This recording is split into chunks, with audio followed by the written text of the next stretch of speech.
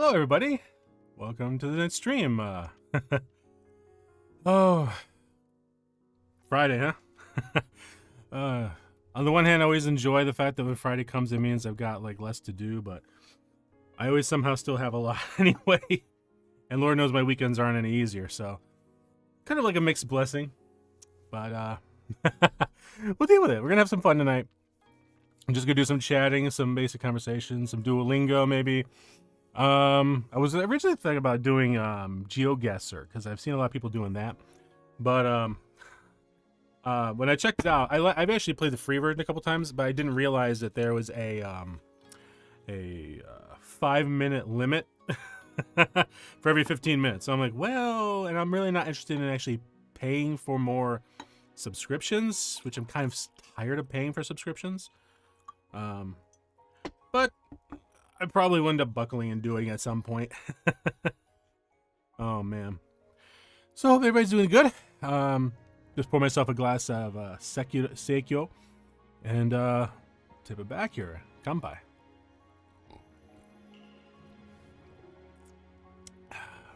Good. I like mine chilled, so it's nice and cool, but by the time I get done with tonight, it's gonna be more room temperature, which is fine too. I like the fact with sake, like the taste changes, you know, as it warms up. I have once had warm sake. I wasn't a big fan of it. I've always preferred like the crispness of the cold. So man, this week has been crazy. I have been watching. Hang on, let me switch over. I've been watching like Twitter and stuff, and I try not to get on Twitter that much, except to just like check to see what's going on. Well, I do post every once in a while. Nothing crazy, nothing like that's gonna change the world or whatever. But you know, if I see something funny or something, I'll respond to it. You know. But holy cow, I was not expecting everything that's kind of blown up recently, especially with like Charlie Moist Critical. That was funny because like I saw his posts on Twitter, and I was like, huh. Okay, because I didn't even realize he was posting. He posted on Twitter, so I'm like, oh, okay, cool. But then I saw a couple clips from his channel on YouTube, and I was like, holy cow, what the hell? I didn't realize he had a beef with somebody, or I should say, somebody had a beef with him, because I mean, Charlie pretty much didn't have any kind of a complaint at all. But well, I mean, he had complaints about the guy, but it's like he just kind of made fun of him and moved on. But this other guy, my God, it was just crazy watching this. But the fact that Charlie pulls out an assault rifle and says, "You fool, you utter buffoon. This is not a clip. This is a magazine." And I'm like, "Oh my God, wow! I did not know that Moist Critical was a gun owner." Okay, although I should have, because I've seen some clips of him on the gun range or whatnot. So that was a bit surprising, and I was like, "Oh my God, this is crazy." And oh man, they must have changed. Twitter must have changed the app for some stupid reason. I don't know why, or either that, or I just don't remember it. But there's the tabs now. There's the For You, and then there's the subscribed. I think that's what it's called. Subscribe, or following. No, following. So you have For You and following, and all of a sudden I'm seeing tons of people trying to stir up VTuber drama, or just drama in general, and like people I never even subscribed to or paid attention to, and all of a sudden, what the hell? Where are these people coming from? Why am I seeing all this crap? And the people I was subbed to or following, I was barely seeing anything. Like, I mean, I love following Okami Mio's posts because she does some really nice ones about her streams coming up or when something's coming out or a performance. So I like to keep up on her stuff. Granted, she writes in Japanese, but it's a great way for me to practice, and you know. But then there's also all of the other Hololive ladies I follow, the Holostars, like Altair and Vesper Noir. Because I've been a fan of Vesper's even before he was Vesper Noir. Really love his style. I've tried to adopt some of it, but I just don't know if I have I'm just not capable of his type of Zatsudan type streams. But I'm working on it, and I think a lot of it comes down to just the fact that I don't have the greatest social skills, you know, and a lot of that's because, you know, due to being, you know, high functioning autistic, a lot of things kind of escape from me, or just, I'm just not aware of it.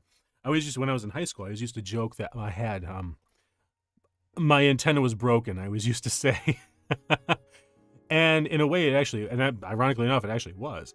But I know I've shared on a couple streams, like there were times I've actually hurt, girls because I didn't realize I was flirting with them, and it just did not have that social awareness. So it's been a hard thing, and I still feel like horrible about it, because like I don't want to hurt people. I don't want people to think that ill, and you see all these people like slinging mud and backbiting, gossiping and stuff, and it's like, why are you wasting your time doing that? Like, people know you by the way you are, and I'm sure as hell don't want to be known like that. I want to be able to actually edify people. I want to be able to lift them up, to be encouraging, and it's not easy in this day and age now. I don't even know if it was ever really easy to begin with. I really wish it was, but I kind of wanted to see if I can pull up a couple of the yeah, Sneako's a coward. Penguin Zero, yeah, that's right. That's his channel name. I was surprised by that. I've actually been following a lot more of these Genshin VODs, like Chill with Aster. She does some great lore focuses and stuff. But then there's Shark. What is his name? Shark something or other. Maybe I could pull him up here and find him. Hang on, over here? Nope. Shark. Either way, there's a YouTuber who goes as Shark, and he does great breakdowns on the setups and kind of like the meta of the game itself, and it's kind of fascinating to actually see that. Hang on, where is he here? Hang on. Shark. That's him. I mean, granted, he's actually not a YouTube streamer; he's a Twitch streamer. But yeah, he's got like Don't Wish Yet. Like, this is actually really nice. I like the fact that he puts out these VODs that kind of give you the good reasons of who should you pull for in Genshin, why should you, basing it on like the stats, how their performance is. Although I will say he's very much like the anti-Dea. Looking at her numbers, and I could kind of understand why, but I have a blast fighting with her on the team. And I don't know, I'm just kind of like, just willing to kind of say, okay, maybe there's some truth to what he's saying, but it's also about your play style. What do you enjoy playing? So for me, Dea's actually been kind of fun. I love her animation's really great. The fact that it's like she throws her blade down and starts swinging fists, I mean, that's like really cool, and I just love watching it happen.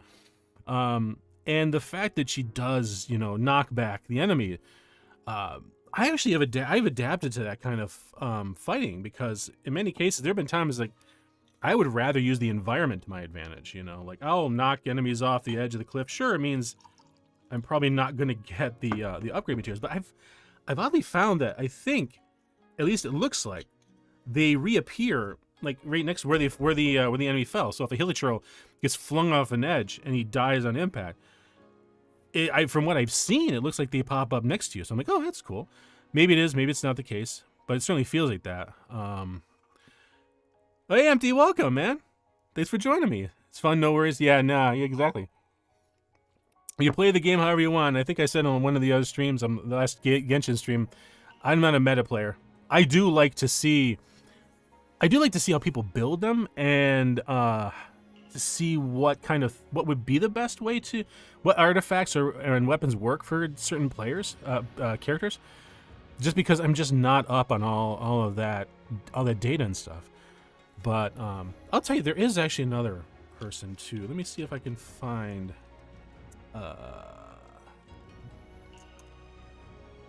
Hoyoverse. That's what it is. Yeah, I was kind of impressed.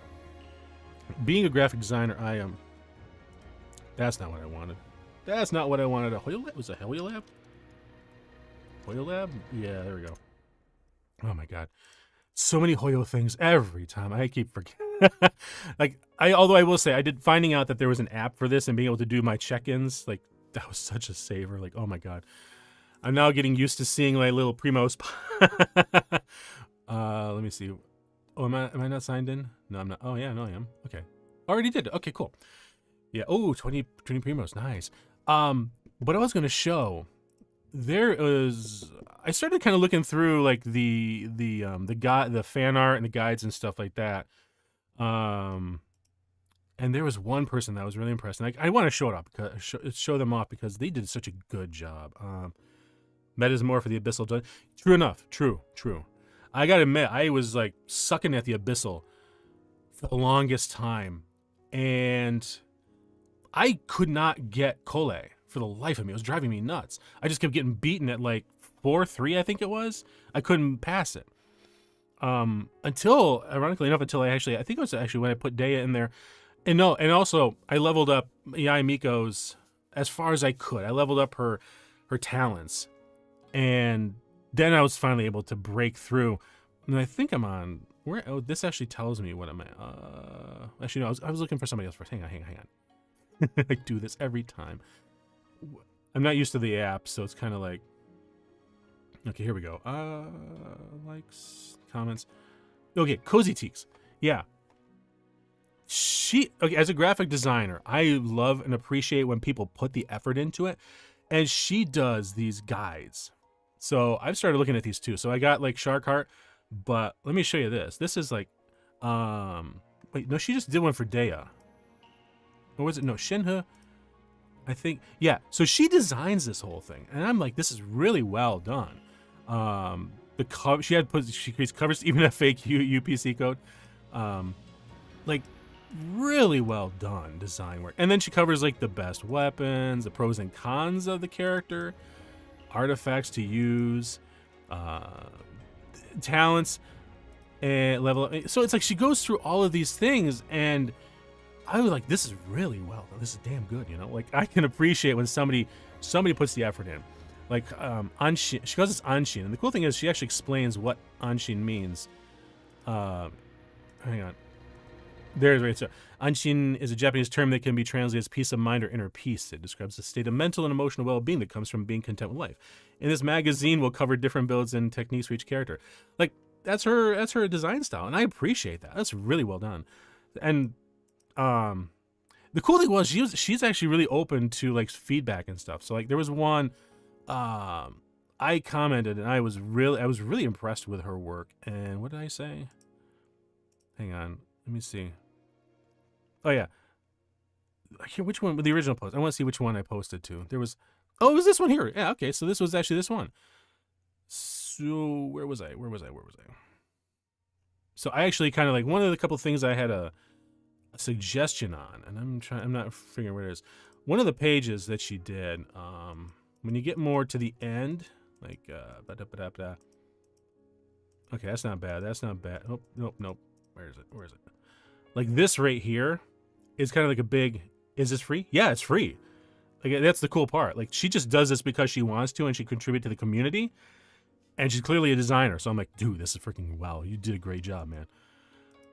But like this here, this originally, she didn't actually have these blues. So I think she actually went in and updated it.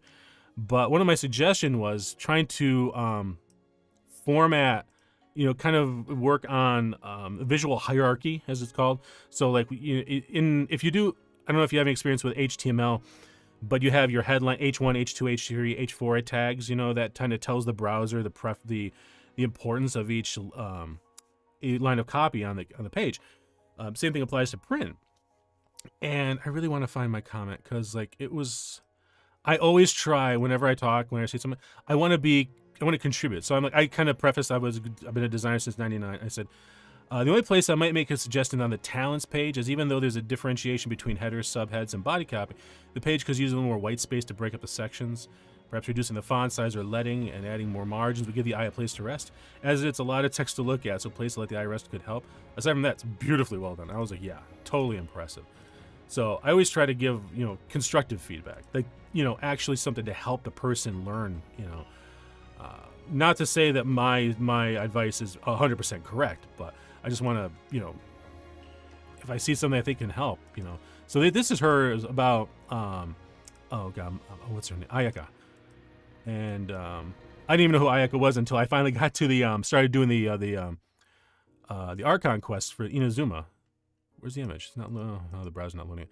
So let's see. Like, yeah. So here's the talents page. So now she's actually broken this up. Like, this is beautiful right here.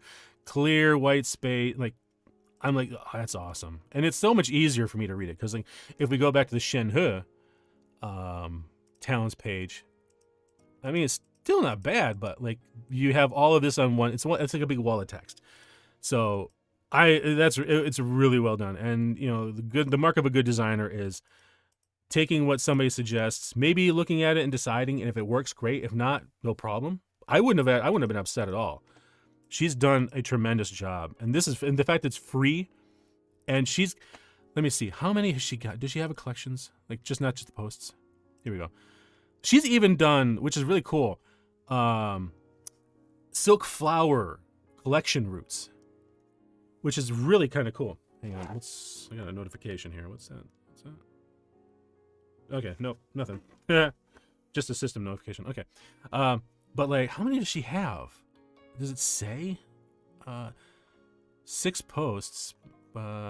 This is definitely not all of them though. Like, this is all she put in the collection here. Posts. There was one. She even did a day one. Oh, right here. This is the live stream over. She even did this for the overview. Like, look at this. This is like 3.5. Like, new characters, new weapons. Like, this is really cool. She's like breaking it down. Like, dude. Oh, dude, she had the redemption codes. I didn't even pay attention to this page. So, this is crazy. I really wanted to give this lady a shout out. I'm assuming she's late. I'm sorry if she isn't. But God, Bennett, Diluc, Ayaka, Ningguan, she actually did. Here we go. Silk Flower Root. I mean, the fact that she did this for the best way to collect 24 silk flowers and then Route 2, 21 silk flowers, like, dude, if she did it for the chilies, I would love that because, like, I always forget where to start. Oh, she got the Alhaitham, Archon War explanation. Like, dude, this is insane. Sumeru character lore, Xiao. Like, I just love going through here and just check because I miss things. I didn't even catch the whole pathway, the trail thing. This is a different design style. This is nice. A little more of a this is more of a character backstory, but this is still good. I still like this design too.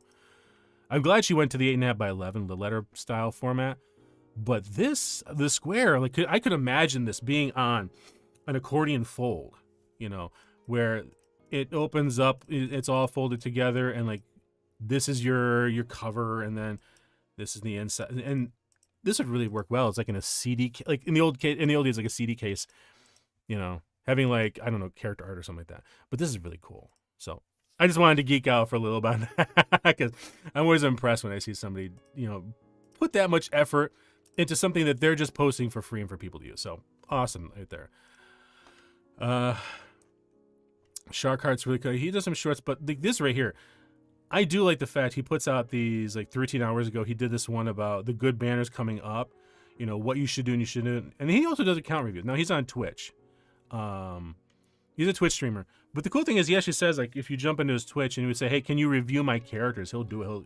He'll go into your account and he'll break down your characters, how you have the artifacts set up, you know, where are you focusing the talents, upgrades, and stuff. Every living being wants to leave a mark on the world. Yeah, absolutely. Absolutely. It doesn't need to be a huge mark. It could be something that just benefits a lot of people in a small way. That's huge too. But yeah, like it was funny. I wasn't joking when I originally said I didn't really want to be a Genshin streamer, but you know, starting to play it again kind of reminded me why I kind of fell for it in the first place. And there's nothing wrong with being a Genshin streamer. You know, it's, from what I've found, the YouTube algorithm loves it if you're consistent with something. The algorithm wants to know how to categorize you and how to put you and advertise you out there. So, like, for me, jumping games like each stream, I don't think that helps my searchability in YouTube because, you know, even though I'm doing gaming and I'm a quote unquote variety streamer, it doesn't have, I'm not giving it consistency enough in like tags or any of that stuff to know how to actually put it out there. So, you know, I I've tried to kind of like single into a little bit more, like the chatting always, defaulting to Duolingo, because it helps me. I want to get to the point where I can be fluent in like Japanese, and eventually, if I can, in Indonesian. I think it'd be really cool to do that too. But and my definition of fluent might not be a textbook or whatever, but to me, fluency is where you can actually is just simply explaining, be able to explain yourself and get your point across the way you want it to. Like right now in Japanese, yeah, I'm able to have partial conversations. Like I can say, kono bangohan wa oishii desu. Like this lunch is good. It's a bangohan, ohiru gohan, asago. Yeah, bangohan is dinner. I think ohiru gohan is lunch, and asagohan is breakfast. I know asagohan is breakfast. So I could say, yeah, this tastes good, but can I actually say, this was great, but it needs more salt. Like the steak need more salt, or give some. No, I absolutely can't do that. Like in my IRL count for Duolingo, it's gotten me. Where am I actually? Hang on, let me check. I just actually bumped up into the next unit. Let me check really quick. Hang on. I didn't want to. The funny thing is trying to keep up 2 Duolingo counts. that is not easy, because I'll tell you, there are times I'm alternating days and I'm missing. I'm on a day 828, and I just started unit 16, so I'm 4 units behind on my Tokuyasu account. So, but that's really what I want to get to, is just the fluency. The goals of like the JLPT, the Japanese language proficiency test, N1, N2, N3, N4. Those are nice attainable goals. Like I do want to get eventually to be able to ranked as N2, because that's like business level Japanese. N1 is like medical and scientific level, so I don't need that. I don't need to get to that point. And that point, I believe, if I remember correctly, the test requires you to know all 12,000 plus kanji. And I'm like, let me just get through N5 first. I haven't even done that one. So it goes N5 is the baseline, N4, 3, 2, and 1. And it would be nice to be able to get to N2, but of course you got through N5. And the hard part too. Oh, excuse me. Good thing I had food before I started. I also have I was schooling Chinese for 6 or 7 years till I still can't get it right. Oh, that's cool. That's cool. So were you saying, were you in school in China, or you were studying Chinese in school? Because I'll tell you, my school didn't even have Spanish, and I'm in the States, which is hilarious. Like when I was in high school, we had French and German, and that was it. We only had French and German. And it wasn't until I was in 10th grade that we had Spanish finally. And Spanish is actually practical, because in my hometown, it was a small town, I think it might have been bigger than a village, but less than a town. We had migrant workers who came up from Mexico and Puerto Rico. They came up to work at the factory that was in town. So they would come up in the summer, and they would stay for like 3 or 4 months, and then they go back home. And they would send their paychecks back, which was cool. And they always hung out in the quote-unquote downtown on Main Street. And when I would go walking up to the library, I'd have to walk past them. And I'm here always, and of course they're just speaking Spanish like crazy. Eventually, I finally actually started talking to them, and that's how they started. They liked the fact that somebody from the town was actually being nice to them, instead of just kind of giving them a side eye because these guys are sitting out on the sidewalk and stuff. And I legitimately wanted to learn, and they were starting to teach me Spanish, of course. Not exactly the good Spanish, shall we say. Like pendejo was one of the first ones I learned, and that's not a nice word to say. The best part, oh my god, the best part was the fact I found out that there are differences between the types of Spanish, because I didn't know that these guys were from different countries. I thought they were all like from Mexicano. I thought they were all Mexicanos, or from Mexico, and they weren't. So the majority was from Mexico, but there was a bunch of guys from Puerto Rico in there. And then just to add some flavor, I guess, there was a couple guys from Cuba. And man, the best part was when they would start teaching me. One, like, there would be a couple guys who were playing, and they were playing dominoes, and they were taught me how to play dominoes, and the Cubans were starting to teach me that, and they was teaching me. I can't remember the difference because there are specific words that are different in each language, and they would teach me one, and all of a sudden the guys from Mexico are like, no, you can't teach them that. That's not the right word. Like, it's this, and then the guys from Puerto Rico were like, that ain't right. I swear to God, I thought I was going to start a fight just because I was trying to learn the language. No, they were really great guys. It was just fun. I wasn't that old either. I mean, I was probably like 15, 16. No, that was when the Spanish class started in school. But I might have been like 13 or 14 when, I started talking to them, and they were really nice guys. But I just remember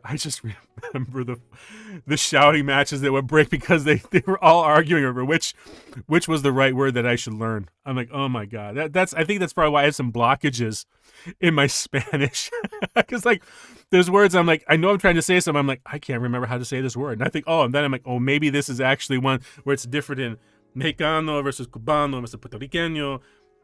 Oh my God. And the best part too was I actually had, I don't know what happened to him, which is the sad part. I grew up with a kid. He was from Costa Rica. So he was from Costa Rica, and his parents were like, they were divorced. There was some weird, I'm not sure. Supposedly his father was like involved in some kind of drugs or whatever. I don't know. I don't remember. It's been decades. It's been decades since. But I was good friends with him, and he didn't use Spanish with me. He'd been in the States most of the time. His sister was in the States with her mother. But man, like there were a couple times I would say something, and he would look at me and say, "What?" And I was trying to say, "Oh no, this." I'm like, "Oh, for God, not you too." Not you too. Oh man, but at least he wasn't like rude about me. But then, oh God, then he moved away, and I don't know what happened. I think he tried reaching out to me on Facebook, but I'm not a big fan of Facebook anymore. I think Facebook was the worst invention that ever happened to mankind. Oh man, especially after the last 5 years. But God, that's crazy. The best part too was when I started in high school. Of course, you had to pick one of the two languages, French or German. Now, the funny thing is, I have family that lives in Holland. I'm part, sure, as a Kitsune, I'm half Kitsune, half American. But as far as the American part of me, I'm actually I had part of my family is from the Netherlands, so Dutch, from Holland, and then the other part is from Scotland. So the funny thing was, I should have gone into German, even though it's not the exact same language. But there's a lot of root words from German that went over obviously into the Netherlands. But no, I picked French. I picked French. I don't remember why I picked French either, but I studied it for 4 years, and oh my God, when they offered Spanish, I decided, yeah, I'm going to take Spanish too. I'll add this because Spanish is more of a practical language here in the States, Even in the Northeast, there's a lot of Spanish-speaking people. Excuse me, far more than there is French.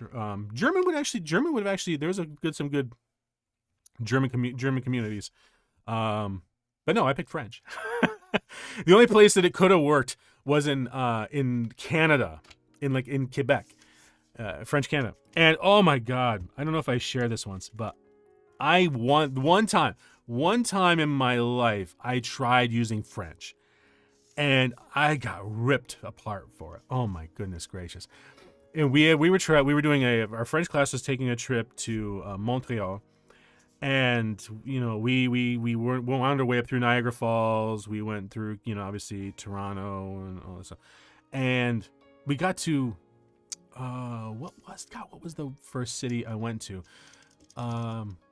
It was in a shopping mall. Hang on, I gotta look at my map because oh my God, hang on.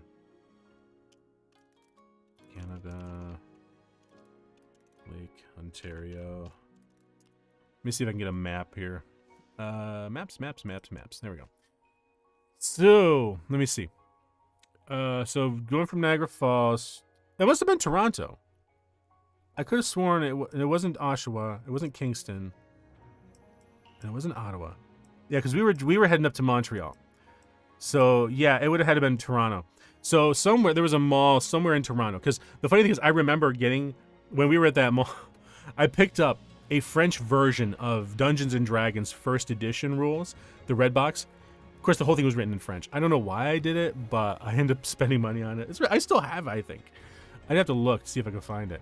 But this right here, we went and we, of course, were in the mall, and I walked up to the food court, one of the guys, and I just wanted to order like a hamburger or something like that. I don't remember what it was. So I start trying to speak French, and I'm nervous, you know. And now, of course, now that I know I'm autistic, I understand why I have these social issues. But at the time, I didn't know. I didn't know until I was an adult. So I had no idea why I was so hesitant, so scared about talking to people. And I start trying to speak, and the guy literally goes, "Kid, shut up. Just stop. Just order in English, please." And I'm like, "Okay, sorry." And I ordered in English. I did not speak French the rest of the trip. Even when we were in Montreal, I was not touching French with a 10-foot cattle prod. Oh my God. And then the best part too, I shouldn't say, it was a good thing. Years later, I worked for Apple Retail. I was an inventory specialist. And when they opened up the Montreal store, the employees came down to our store to train. And at the time, Apple had us put like the little flags on our lanyards to say what languages we spoke. And I still spoke French well enough. Soul Crush. Yes, it was. Like, for God's sakes, I was like probably 13 years old. You don't tell a kid, mother effing shut up, you just speak English. I don't know if he just said MF, but he did say a swear word. I don't remember which one it was, but it was enough to make me go, "Oh my God, I'm sorry, okay." And just huddle up and curl away. But the store came down, and of course we doubled our staff in that time. It was hilarious that week. But they saw that I had French, and boom, they were like, "Oh my God, but, vous parlez français?" I'm like, "Oui, je parle en français un peu, je comprends français." And they just loved it. And they were like, "Oh, you're speaking, you're speaking really well." And I'm like, "Thank you." They're like, why? And I had some hesitancy, I must have, because they asked. I was like, "Well, what's wrong?" I'm like, and I told them my Toronto story, and every one of the people there, they just went, and the smiles left. They say, "No, you should have spoken French when you came to Montreal. We would have loved it. We appreciate when people speak."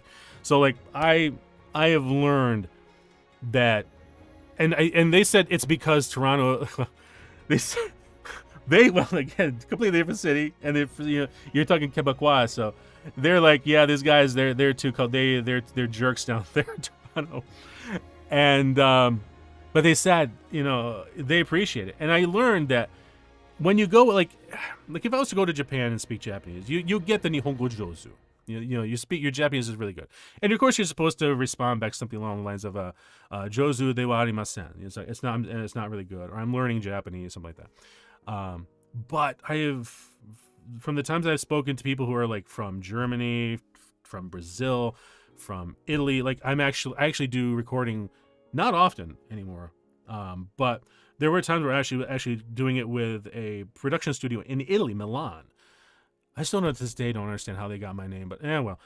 But I learned a little bit of Italian, and when I did it, boom! Oh my God, everybody was excited and happy. They loved it. So I've kind of figured out that people who are native speaking of that language love the fact that somebody else has taken an interest in their language, especially like Americans, because, we don't exactly have the best reputation in the world. And, I kind of like it when I can kind of buck the trend a little bit and say, no, we do. It's, the hard part, I think part of it, the American mindset is because we're such a massive country, geographically, we don't have the need to learn other languages. I wanted to because, again, I had the migrant workers coming up from the Latin American countries coming up. So there was actually kind of a need. But if I didn't have that, I lived in I tell you, the town I lived in, I grew up in, we had maybe one or two African-American families, and we had one family that was from South Korea. That was it. Rest, Caucasian. The whole way. So my exposure was like minimal at best. It wasn't until I went to college that all of a sudden I just got the chance to meet people from all these other different countries.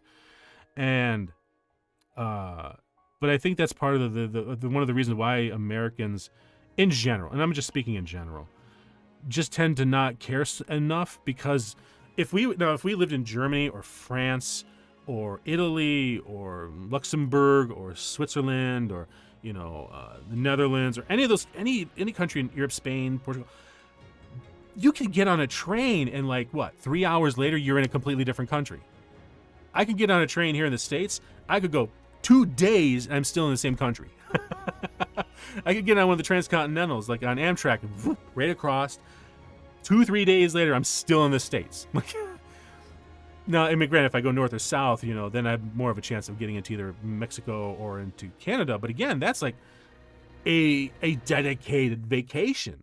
Whereas, hell, you live in France, you could take a week, you can go on a weekend trip and zip over to Germany, zip down to Italy, go to Rome, zip over to Madrid, or hell, go through the channel and boom, you're in England.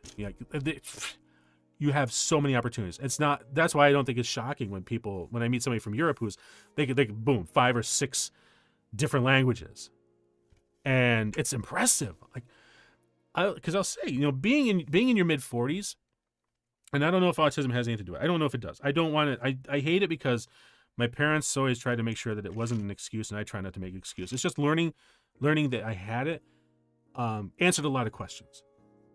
And I'm still learning what effects it actually has, because it's a little different for every person. But trying to learn another language at my age is not easy at all. So that's why I always encourage people who are pretty young, anyone like 18 or less, freaking learn another language. Nowadays there's no excuse to not. And for me, the reason I love DuoLingo is because it's the first time I actually had progress. Before the internet was a thing, I mean, sure, it was kind of around when I was young, but my parents didn't want to pay for dial-up. They didn't care. And it was at the time, I think it was like a 26K modem, then they had the 52K kilobaud modem. So you had that whole thing, the dial-up. And hell, when I moved out of my parents' house into an apartment after graduating from college, so we're talking like 99, I was still using dial-up. And then eventually finally got DSL, which was from the telephone company. So things hadn't progressed a lot. And back then, that's HTML. That was HTML1. It was either 1 or 1.5. CSS, cascading style sheets, wasn't a thing when it first launched. I think I've mentioned that a minute of streams, and I apologize if I keep repeating myself, but it's applicable. Back then, we had what are called frame sets. And frame sets, even for anyone who might actually get to this point. Yeah, frame set. Let me see if this actually shows what it does. Does not. Okay, so a frame set basically is you're cutting up. Yeah, here you go. So you're cutting up an image. So what I would do way back is I would do the design in Photoshop, and this was like Photoshop 4 or 5. Like when I started at the 2-year college I went to, we were on Photoshop 1. Like it didn't have text. It had no text editing capabilities at all. It didn't even have layers. Like when you made a change, it was on the image right there. It was destructive. It was a destructive editor.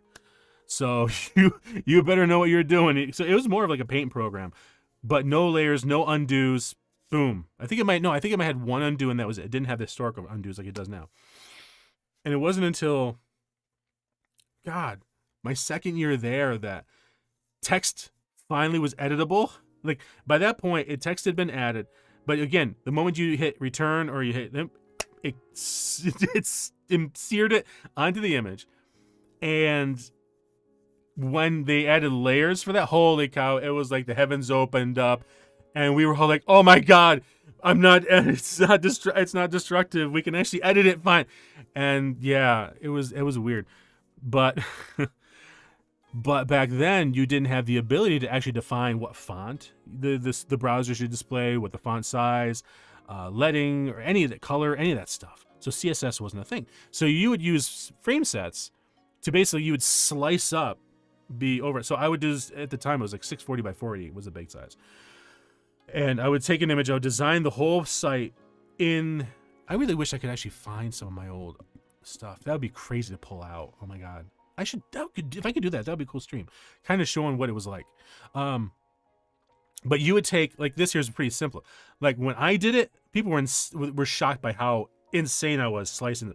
It would not be surprising for me to have like about 120 image slices, because I would take like, let me see.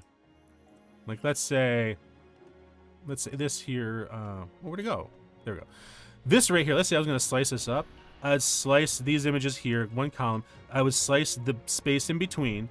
So I do that for each of these. So you have 1, 2, 3, 4, 5, 6, 1, 2, 3, 4, 5, 6, 7, 8, 9. I would right now already have 10 slices. Each one of these is a slice in of itself. So you get 1, 2, 3, 4. I did this is a 4, but then the suggested would be the 5th one. Then there'd be a space, which is 6th. Then this. So then you take the frame set and you define what image to display in each frame cell. So, yeah, I was spending, like right here, it says frame source 2.html. This could also be frame source 2.jpg, and that's the way it was. So I was building websites like that. And then when JavaScript was created, I was finally able to actually add some interactivity. So now, if I go back to this here, these images, like, okay, this sliding up, all right, so this would be one image right here, then rolling over, that's a second image. So it would actually display that. But because of the fact it's now double, it's like increased like 25% in height, I had to make the entire column account for that, because now all of a sudden you couldn't go over the column or row in the frame set. You were stuck within the frame. It's not like today where you can actually tell CSS to overlap this image with this by 36 pixels or something like that. So yeah, it was crazy back then doing that. But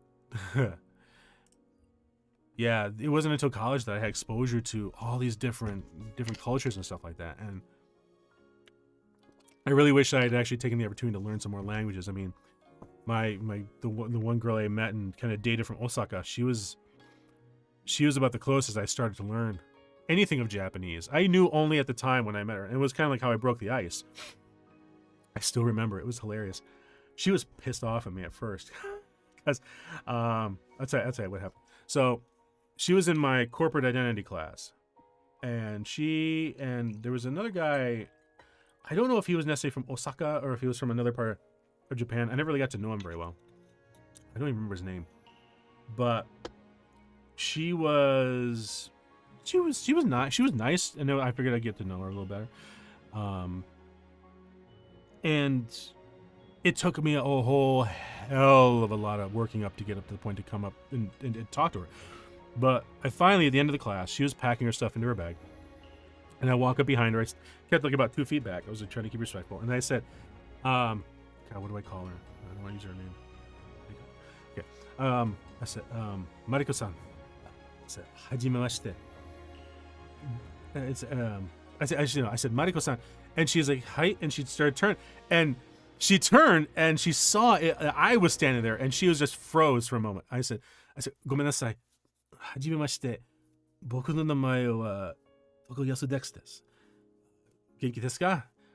And at that point, I basically had used almost all the Japanese I knew. I could count, but that wasn't going to help me in this. And she stared at me for like a minute. Just shock. And I think it took her a second to realize I had just spoken Japanese to her. And finally, she stood up and she like, you speak Japanese? And I said, only a little bit. I'm still trying to, only a little bit. And she goes, you speak Japanese? And I'm like, yeah, I'm starting. You spoke Japanese this whole time, and you didn't talk to me at all? What is going on? I'm like, oh my God, I'm sorry. I did. This was my first interaction with a girl I ended up dating for 3 months. Oh my God. Welcome, manga. Welcome. Yeah, it was, I'm kind of going, I was talking about, I mentioned way back in one of the other streams that I had actually dated this girl from Osaka for about 3 months. we tried to make it a 4th month, but yeah, I'll tell it again. But yeah, that was how I introduced myself. I just walked up and said, you missed it too, Manga, because I was talking about how I learned French when I was in high school. And the first time I spoke French once when I was in school, and that was it. We were going on a trip. I went to Toronto. We stopped in Toronto. I went and ordered food, and I thought I would order in French, so I tried to. The guy behind the counter told me to just shut up, shut the F up. I think he said either shut the fuck up or just, damn it, shut up. Because he was trying to he said, just speak to me, just order in English. That was the only time on the whole 3 or 4 day trip that I spoke French. And we were going to Montreal. So it was going to be Quebecois anyway. But we were going to Montreal. And it wasn't until years later when I worked for Apple and the Montreal store came down to the store I was at, and they trained there for about a week. And of course we had the little language flags on our lanyards.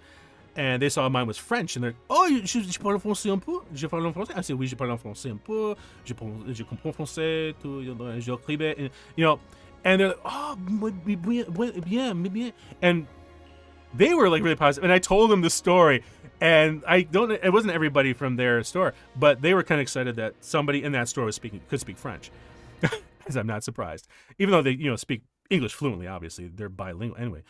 So I told them that story. And their smiles they went straight-faced, and they're just like, you should have spoken French in Montreal. We wouldn't have treated you that way. We love it when people speak French up there because we appreciate you did it. And I would have, if I was down there, I would have ripped into it. And I'm like, oh, thank you. But by that point, we're talking like 10, 15 years. I appreciate it. But anyway, so that's that. And of course, when I walked up to Mariko, that was in my mind. Remember, I'm like, That was one of the things. Like this was like near the end of the quarter because I went to RIT and it was on a quarter basis, and this is near the end of the quarter, and I had been the whole time going, God, I want to introduce myself. But I don't want to screw up the Japanese. I'm like, I only know just a little bit. If she starts talking, it might freak. I'm like, and of course I'm talking myself out of it. Finally, I woke up I worked it up, walked up, said the Japanese I did. And when she turned around, she started, and she goes, you speak Japanese? I was like, yeah, and I speak. And then she cuts me out and says, you speak Japanese? The tone of the voice had changed. And I'm like, oh, shit. Like, oh, no. I said, yeah, a little bit. I mean, not a lot. I'm still there. You speak Japanese, and you didn't speak to me at all this time. And I'm like, I'm sorry. I didn't know. It worked. It was fine. She wasn't like mad. She was just frustrated because she had wanted to get to know Americans. That was one of the reasons she had come to Japan. I mean, the school was good, but she had wanted to come to the States so she could meet English speakers and work on her English. So she was kind of pissed off that basically I'd wasted 3 or 4 months that we could have been good friends. When they changed it to it's yeah. Yeah, my first exposure of an Asian woman getting angry. Oh my God, that was amazing. I will never forget that. And that was before my sister-in-law who could drink me under the table. But they, oh, hey, yeah, no problem. Thanks for hanging out, Empty. Hope your job goes good, man. And they don't get in trouble or get bored. But yeah, Mariko was actually it was a fun time. I wish we didn't break up. And it wasn't because of us. That's the sad part. I think I talked about this once, but I'll cover it because it kind of dovetails in the story. It was because of her father, and that was the first time I learned some of the I'm not gonna say dark side, but that you had to be careful because in America we kind of idealize Asian countries too easily, and we just assume like that they're all one. Yeah, right. Yeah. Her father. I'm sure he's a nice guy. I'm sure he was a nice guy. But at least if I was born in Osaka or anywhere else in Japan, yeah. But I learned very quickly that, and as stupid as it sounds, that Japanese people are human beings and that there are good people and there are bad people. Just like anywhere else, just like in America, just like anywhere. So But what happened was she was. I remember we weren't obviously we weren't living together or anything like that. We weren't like we were. It had taken like a couple months already to work to get over the whole learning. Oh, you speak Japanese thing, and starting to work out how we were. She was trying to help me learn English, learn Japanese. I was helping her learn work on her English. We kind of just it kind of just extended from that, you know, like. We just talked for a bit around her friends, and we would hang out with her friends, and they loved the fact that there was a gaijin. Although technically they were the gaijin, the gaikokujin, they were the foreigners. I always love pointing that out. And they had a good sense of humor too. They loved it when I point out. They're like, the gaijin, ego ga hanasemasu, and I'm like, and like, yeah. You're the, I'm like, you're the, I was, anata no gaikokujin desu. And they're like, oh, you're right, Dex. But it just kind of like brings out the gaijin card. The best I was actually play it on them because of the fact they were the gaijin in America. So I'm like, you're the foreigners in America, not me. But it was just one of those things. I don't even remember I don't remember what made what made us finally decide to start dating, but it just worked. It just worked out of it. The lessons and then hanging out with her friends and stuff, which come to find out when I, got to know her more, that actually is a normal thing, that they prefer to get to know a potential dating partner with their friends, and like, double dating, triple dating, that kind of stuff. So inadvertently, we had actually been playing into that whole social process.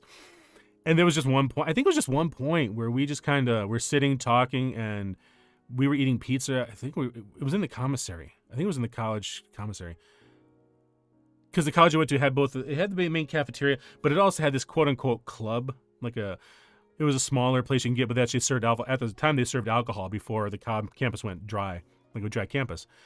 And she was sitting there, and with the two of us were sitting, we just kind of looked at each other. And it was one of those things where we just kind of realized we were spending more and more time hanging out and talking, and I just kind of looked at her. I said, would you consider dating a America Jin desu? Like, and she was like, hi. I think we were both just shocked that we had never considered it. And yeah, from that point, the best part was her friends were like, basically they were the prototypical, finally. But so yeah, for like 3 months we just started dating. It was going good. It was really going good. Like, we had a blast. We were going bowling. We would go play pool.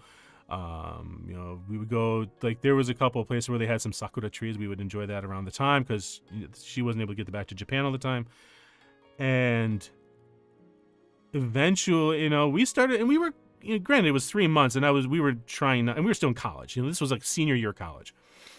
And I wasn't 100% willing to start talking about family and stuff like that, but we were kind of, putting the idea on the table and seeing, is either one of us are we going to be scared of this idea? Do we want to talk about this? I don't know. And we kind of started talking a little bit about maybe what would marriage be like? Would we live in America? Was I open to living in Japan? I was like, yes, I'm absolutely open to living in Japan, even though I'm terrified of the idea of leaving the country. Which she was happy about, because I'm like, obviously, because she wants to be near her parents. And I'm like, well, I kind of want to be near my parents too, but I'm not going to be out my vicinity. Nice. Very nice. I actually have Yoshino. I planted a Yoshino in the backyard. Of course, I found out from my sister-in-law I was supposed to actually train the dumb thing, so it kind of, instead of the spread out branches, it's like more of a normal looking tree. And she kind of looked at it. When she first saw it, she looked at it and was like, that doesn't look right. I'm like, what do you mean? It's not? Isn't it a Yoshino? And she goes, yeah, it says Yoshino, but we were supposed to train the branches to spread. I'm like, oh, well, I didn't do that. She still lives anyway, because it's like it's beautiful when the cherry blossoms fall. It's beautiful. I love it because like the backyard gets like covered in white and pink blossoms. But we would celebrate some of the Japanese ceremonies. I introduced her to my parents. That didn't go quite as well as I'd hoped. Train the branches. That's new. Yeah, it's more like she said typically that's because here's the thing. My sister-in-law actually is. I didn't realize this was a thing, but she is actually a certified master in ikebana and bonsai, I believe it is. I don't know if it's a specific flavor. So somehow I didn't realize that there was master and apprentice stuff in this here, but apparently it is. I'm like, okay. She's like, you're really supposed to train that out so that it spreads the branches out instead of like going the vertical like we used, like a normal normal trees like we're used to seeing deciduous ones. I don't know if that's 100% true, but that's what her perspective was. Maybe that's from Amori Prefecture. I don't know if it's different, but it surprised the hell out of me. I'm like, well, we're a little late for that now. But yeah, my parents weren't thrilled with me bringing. They knew something. An apprentice for a tree. That's oddly specific. Not for a tree, but for bonsai. Or in the case of ikebana, she could teach people and certify. I think it's kind of like if I was to actually start. Like right now, I'm independently trying to learn the tsuguru shamisen, which is not easy trying to teach without somebody here to correct me because I'm making mistakes all the time and it's slow. But if I was to say if I was to like live in Tokyo and I hunted down an actual shamisen master, somebody who's a ranked shamisen, like I would love it. Oh my God. I would love it if I could meet. There's this band I absolutely love called Wagaki Band. They're one of my favorite bands in Japan. The reason being, they have classical instruments mixed in with rock. Oh my God, so good.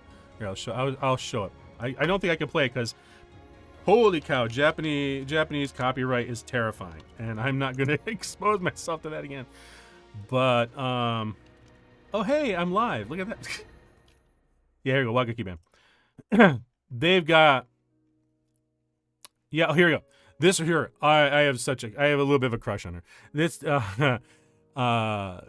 but these guys are crazy. Like this is the lead singer is Yuko Suzahana. I can't remember what classic style of Japanese singing she's trained in, but she is trained fan dance and this traditional style, and she sings like that too. But this is and I'm like, no, Benny Ninagawa. She is amazing. She's again a master shamisen player. And my point is, if let's say I met her and was able to convince her to train me, which would be pretty impressive. Oh, dude, Itomaki. She's got the translucent Itomaki. I know that Suguru shamisen. Oh my God, I think that's an electric one, because it's called the Raven. Oh man, hang on.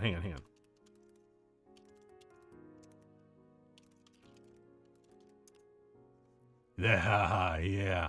That's the Itomaki, the tuning pegs. Look at this bad boy. Oh, look at that thing. That's beautiful. Like, it's so cool. It's actually one of those. It looks black in some photos, but it actually is a very it's a dark red wood. It's beautiful. Oh my God. Like, I would love to be able to afford that. Like, dude, it is amazing. And they're using semi-synthetic skin instead of, at the time they were still using, I think it was pig skin or something like that. They were actually using animal skin for the is it the koma is the body? So you have the front and the back. It's basically the Japanese banjo, is a lot of people think. But of course it's 3-string, like kubo and the 2 strings, But yeah, it's a beautiful shiny. Oh my God, I would love it. Like, it's just beautiful, the photo, but it's also, it's $17.50 for this one. I'm sure hers, Ninagawa Sensei's, it looks like it. It really looks like it. I want to see if they can actually get a and this is, you see, they have taiko drum, they've got a koto player, a shakuhachi player, yeah, even the animal skin was not that long ago. They were still doing animal skin. This is actually the live performance. I think I could maybe play it. Let me pop open YouTube because I want to see if I get the copyright. I'm really kind of curious. Let's see what happens. Like, let me turn the music up. Like, that is Asa. Asa on bass. Asa is very well known bass player. He's done a lot of like Vocaloid songs. Here we go again. Yeah. We'll see. We'll see. This is actually somebody else's post. Let me see stream health. I'm watching. So, yeah. Asa's sick. But I'll tell you, the moment this changes is when Ninagawa-san comes out. She's... Yeah, and then you got Wasabi on the taiko drums. I can't remember the name of the drummer specifically or the lead guitarist, but that's Asa on bass. Oh, that's bass. This is... I can't remember his name. His lead guitarist. Freaking amazing. Freaking amazing. But come on. This is the way they introduce each of the bandmates when we in the concert. Let's see, come on. Where's Ninagawa? Oh yeah. Yeah, the most replayed is Benny Ninagawa-san's play. So hang on, I want to jump ahead. Like they got that sick heavy metal, drum play. And the fact they got both the taiko drummer and they've got the drum kit. Beautiful. Oh my god. Oh, here we go. This is... Yep, okay, there's Asa, his solo. Their solo, sorry. Asa has been doing this for like a couple decades. Focused on like Vocaloid stuff. There she is!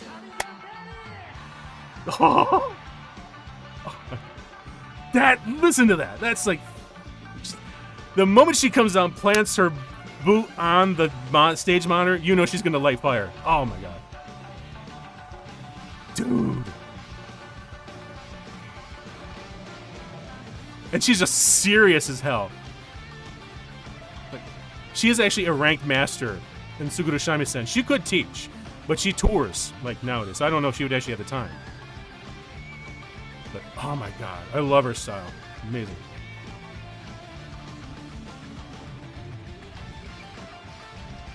Yeah, so I wanted to share that because, like, holy cow. This is my favorite band. That's Wagaki Band. I absolutely will love it. I think it's safe to say because it's like some guy doing a live recording of it. But I won't play any of the songs. But I will say this. There is one song, this one right here, with featuring Amy Lee from Evanescence. This is a freaking amazing song, too. I can't remember what it's called. Tokyo. I think it's Tokyo Night. It's on all the main, streaming music thing. They've been around. Surprisingly, I didn't hear about them until for like right before the pandemic. And when I found out about them, like on my IRL account, I was posting, how the freaking hell did I not hear about these guys?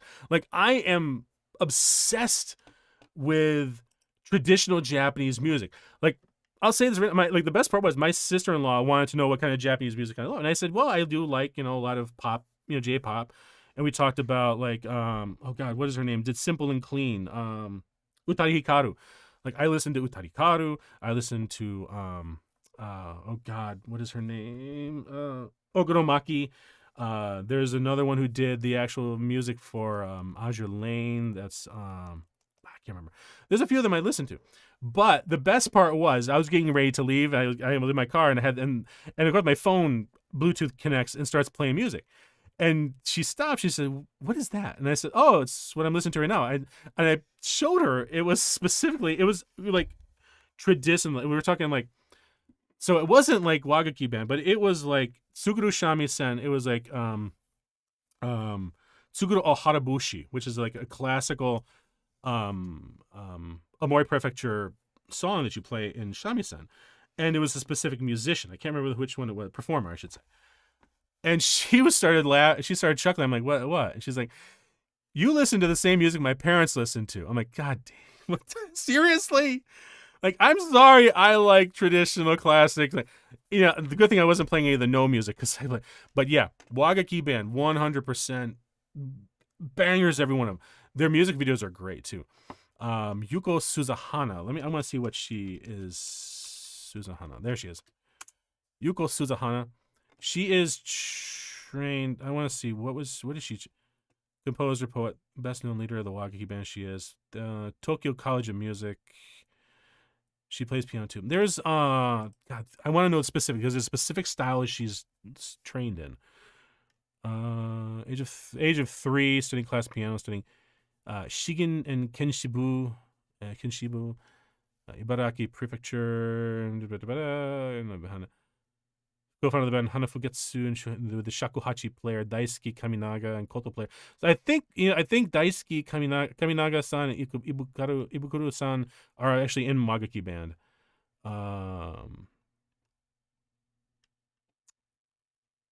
She married Ibukuro. Oh, that makes sense. Okay, cool. When was that? 2022. Oh, that's nice. Congratulations to her. I almost think that Ninagawa-san is dating Wasabi. That's the name of the taiko drummer. The two of them, I'm not sure because they're of course they're most of their interviews and their YouTube videos are like straight Japanese, obviously. And I'm not 100% certain what they're completely saying, but I could pick out a few words. But they're in a lot together. They're in a lot of VODs, so I'm almost thinking they're either dating or they're at least in a good close friendship, which they could very well be. I was hoping to find her. Maybe this actually has it. Anime News Network. Weird. Nope. Because the thing is, the Wagaki band's done a lot of Vocaloid songs too. So they've got a really big, wonderful Peanut Hanafugetsu. Dang it. Will it actually singing style? She's a Shigen master. Yeah, so she's a Shigen master. That's right. Okay. And I've heard it's a vocal technique of it. So Shigen, let me see if I can get can I find an example of it that's not going to get me hang on here. Shigen. It's really what you almost think of when you think Japanese music with Japanese. Here we go. So this might be all right. The art of Shigen.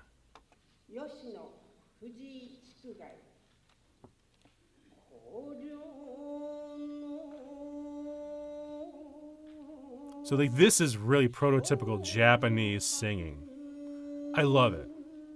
Like just let me be quiet for a minute. Like the way she hits the notes right on.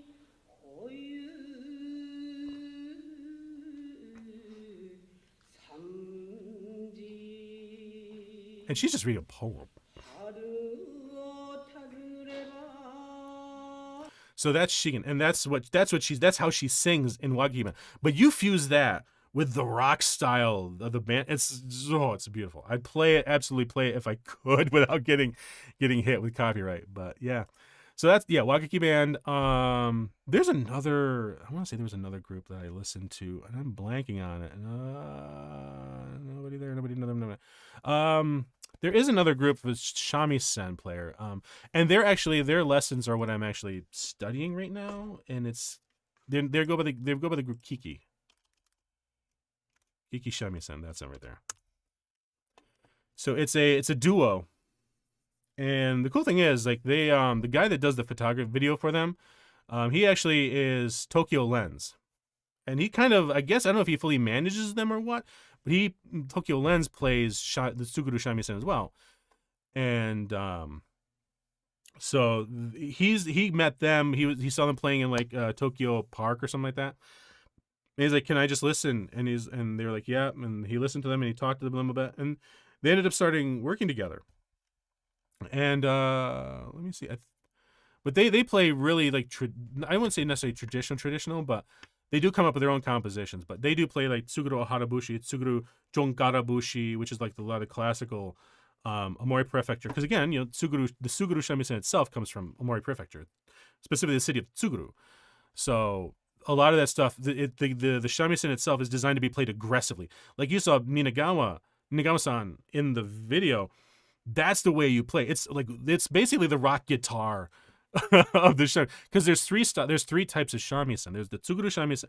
I cannot remember the names of the other two, but the one that basically came from the central Honshu is what you think of when it's like geisha. It's a very long, thin neck. It's designed to be played slowly and accentuating the silence as much. And then let's see, hang on. And of course, this is not even including the futozao, the chuzao, and the hosazao. Yeah, so that's the neck styles. Stringed. No, show me that. That's not necessarily all of it. That's the neck styles. Okay, the juta. That's right. So you have juta minyo, which uses the chuzao medium neck style, and then tsuguru uses the futozao, the thick, because the tsuguru is designed to take a beating. Like it's the reason they do it is because the Yoshida brothers. The Yoshida brothers are also another ones I listen to a lot, and they are tsuguru shamisen, obviously. It's designed to be played to keep you warm. That's really why they play it so aggressively. The Gidayu, I don't know that one though. I do know tsuguru, and I've heard the juta. This is actually, I believe, the one that is like you would see like Maiko and geisha use. The hosozawa is used for kabuki. So this is like no performances stuff. Type that. So the Tokyo Lens, the guy who was with Kiki, he was actually the one that directed me to the fact that these ladies were starting up their own class. And it's online. They have a Patreon, and you subscribe to the Patreon, and then they give you, it's really cool, they actually give you the performance sheet music, because really there's no sheet music for it. You learn, and this ties back all the way to what I was originally saying, you learn the style of your teachers. So if I was, like I said, like I originally said, if I was to go to Tokyo and I was to learn from Ninagawa, I would be learning the Ninagawa style. I would be trained under Ninagawa, and I would learn her style. Doesn't it keep you warm, to warm up, get vibing? Exactly. Because if you play like Ninagawa Sensei, holy cow, you're gonna be like, even when I'm just practicing for what little I can and try to, it's not unusual for me to start sweating, because it's like you have to hit, and there's a specific striking style where you are, in essence, hitting the face of the body, and it gets the unique shamisen sound on the snap of it. I don't know if I can actually get a like with the bot. So you take the bachi, which is the pick, which they call it it's like a pick, but it's that paddle that you hold. Hang on, I'll show you. Does this actually have the bachi? Oh yeah, here we go. So this is the bachi. This is not the particular one I have. The one I've got is actually I think I ordered it from these guys too. Yeah, I think the wooden bachi. Is this the one that has the inlay? There's one that has a nice little inlay I got, and I don't see it. But either way, you hold this. Oh wait, does this have a video? Because it's weird to play. So holding this, you hold this in the right hand or the left hand, I guess, and you take your thumb and you put your thumb along this curve here. So this is what's pointing up at the pointing up at you. So your thumb is like pressing against this here. Your forefinger, your middle finger, and your ring finger curl over, holding it, and your pinky goes behind the back. So you're, in essence, the bachi goes between your pinky and your ring finger, and you're holding onto it with the three fingers, while the pinky is kind of holding it in the particular angle that you're trying to get. Let me see if it actually shows the play and how to hold it. So that ding, bing, bing, that snap, he's kind of touching the string. But there it is. So you see the three fingers are holding outside. The thumb is along the inside here, and his pinky is going to be along the backside to hold it in place. Because you hold it at a 45, not necessarily 45-degree angle. You don't think you remember how to hold it properly? I'll tell you, it takes a lot of getting used to. I'm still not 100%. This striking technique, I'm still not able to do it right. Because it's too easy. Like if I'm playing, and I tried, because again, 3 strings, you have to hit each string individually. So if I want to hit the second string, the Nico, I think it's Nico, the second string, I can't be hitting the other two. And every time I hit the second string, I lift my hand like he's doing here, and it catches the string, and the bachi comes out of my hand. It drives me nuts. But yeah, it's a unique playing style that I'm still, and I've been often, and I wish I could actually dedicate like the 3 hours a day I should be, and I can't. At most I can dedicate like 20 minutes, which is not enough. But it'll take a lot of getting used to it. And I've had some people ask, well, hey, do you know how to play guitar? And I said, yeah, I know how to play guitar a little bit. And mostly just, I can play backup guitar. So I can play rhythm. I can't really do finger picking. So, and like, well, if you do finger picking, would that help you? I said, no, actually it doesn't. Knowing how to play guitar does not help you with the tsukuru shan or any of the shamisen because it's such a different play style. You're not using a finger pick like you normally do. And you're also plucking with your usually your pinky on your left hand, which is up on the itomaki, on the neck of the shamisen. Sorry, the itomaki of the pegs. Oh god, what is so you're holding the neck and sliding your hand up and down. I have to wear this. Do they have it in here? Yeah, the yubikake. This actually, do they show it? Yeah, not really. So when you wear it, it's actually a sleeve that goes over your index finger and over your thumb. So the thumb goes in the loop. This is where the finger, and what it does is it minimizes friction when you're sliding your hand up and down the neck, so you can do like these slides and move between the different notes. How long have I practiced it? It took forever to get it imported, and I got it from the Kiki. They have a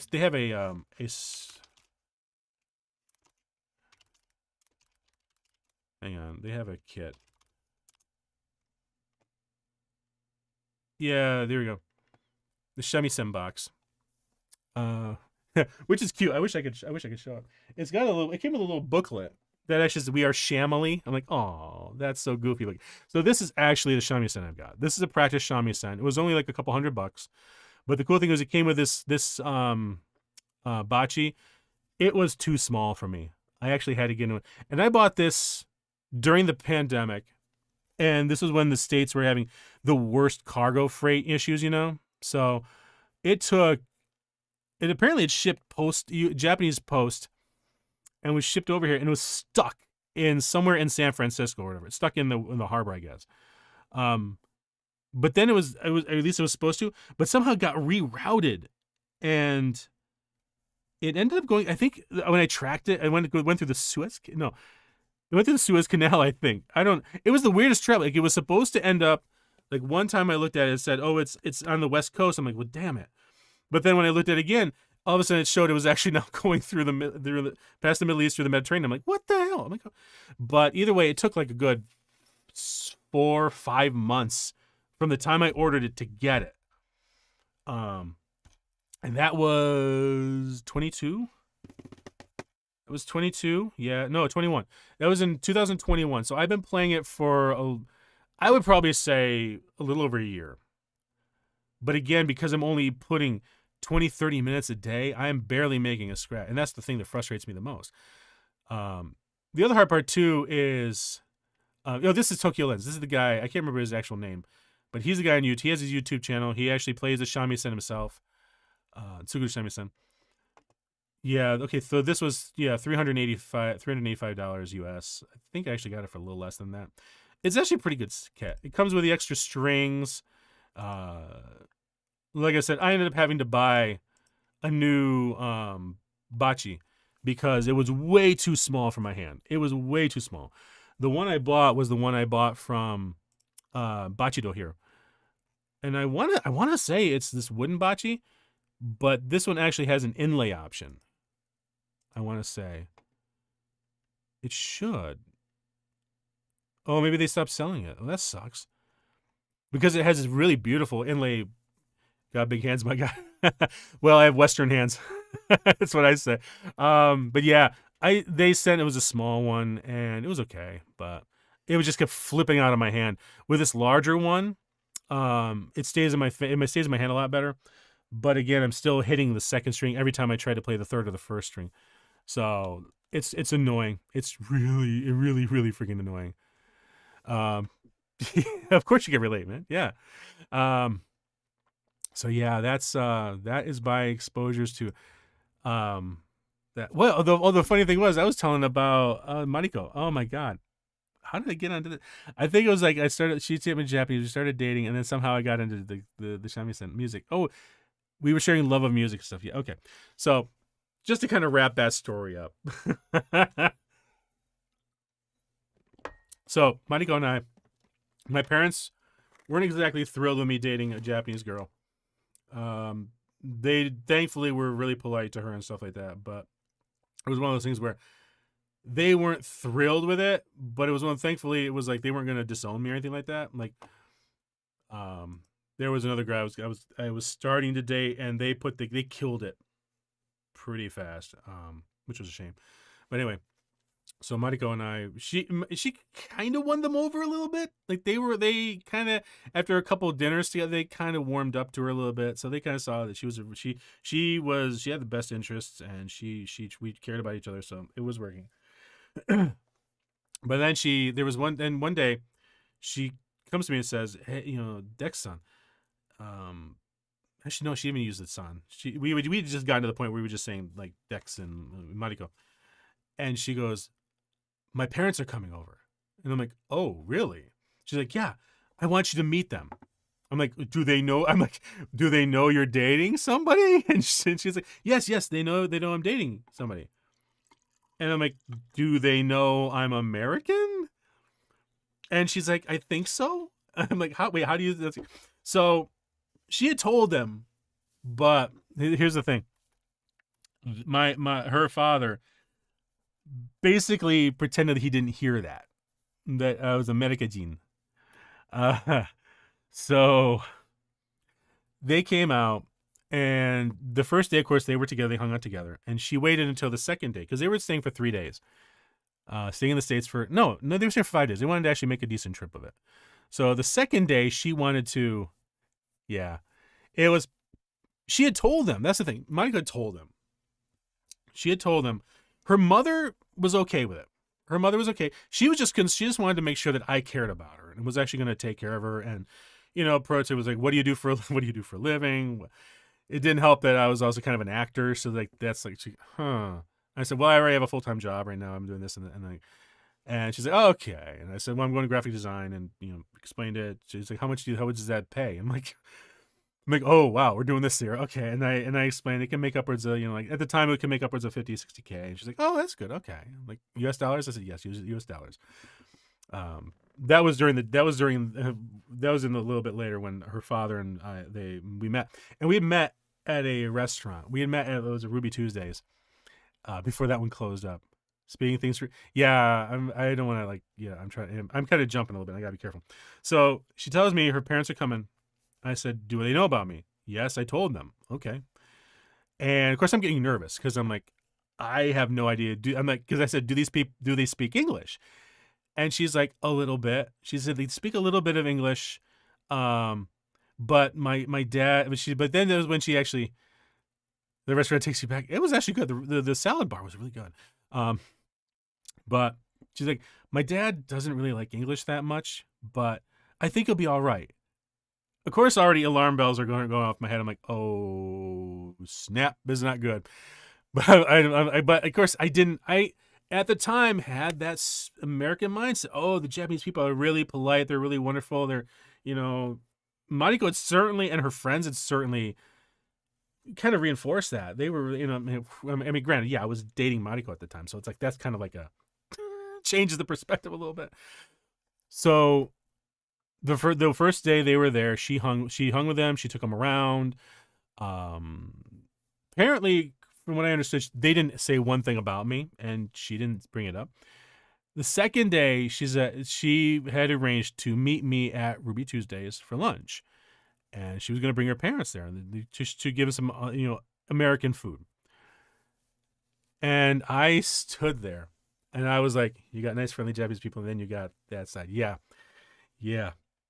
I found out very quickly, let's just say the Japanese Empire hadn't truly died, and for some of them. Yeah.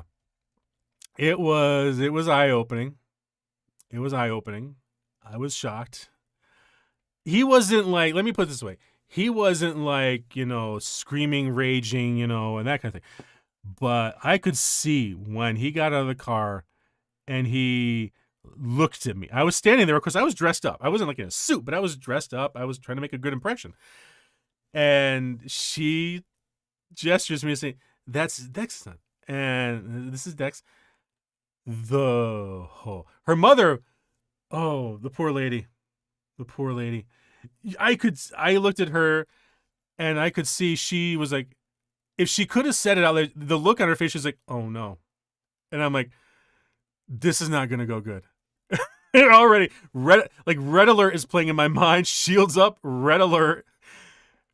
I turned to her father, and the ice, like because it was spring, it was summer break. I believe it was summer break because we had the weekend off, and it was on a Saturday, and it was kind of like 70s or something. It wasn't like hot, but I swear to God, it felt like it dropped to 32 degrees right there. And I was like, and he was very, I would say stoic, but what really set the tone for, unfortunately, everything going forward. And I don't know if I remember exactly how he said it, but basically he said,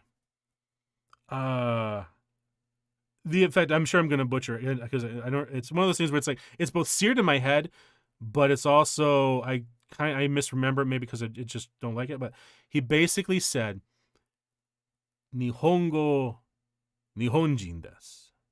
In other words, Japanese for Japanese. Because what I did was I introduced and I bowed, like, 15 degrees. I said, konnichiwa, hajimemashite, yokoso, America.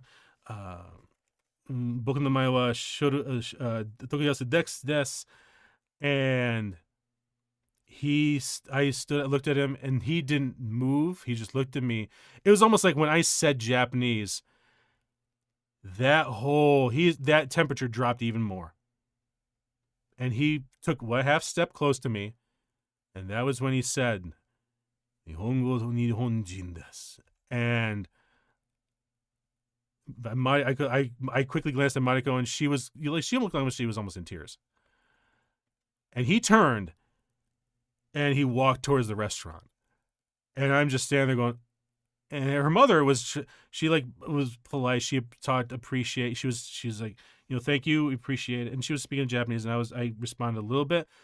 But every time I would try, and the rest of the lunch, every time I would try to speak a little Japanese, he would just glare at me, and I'm like, just shut up. And I was just like, shut up, Dex, just shut up. That was the longest hour of my life.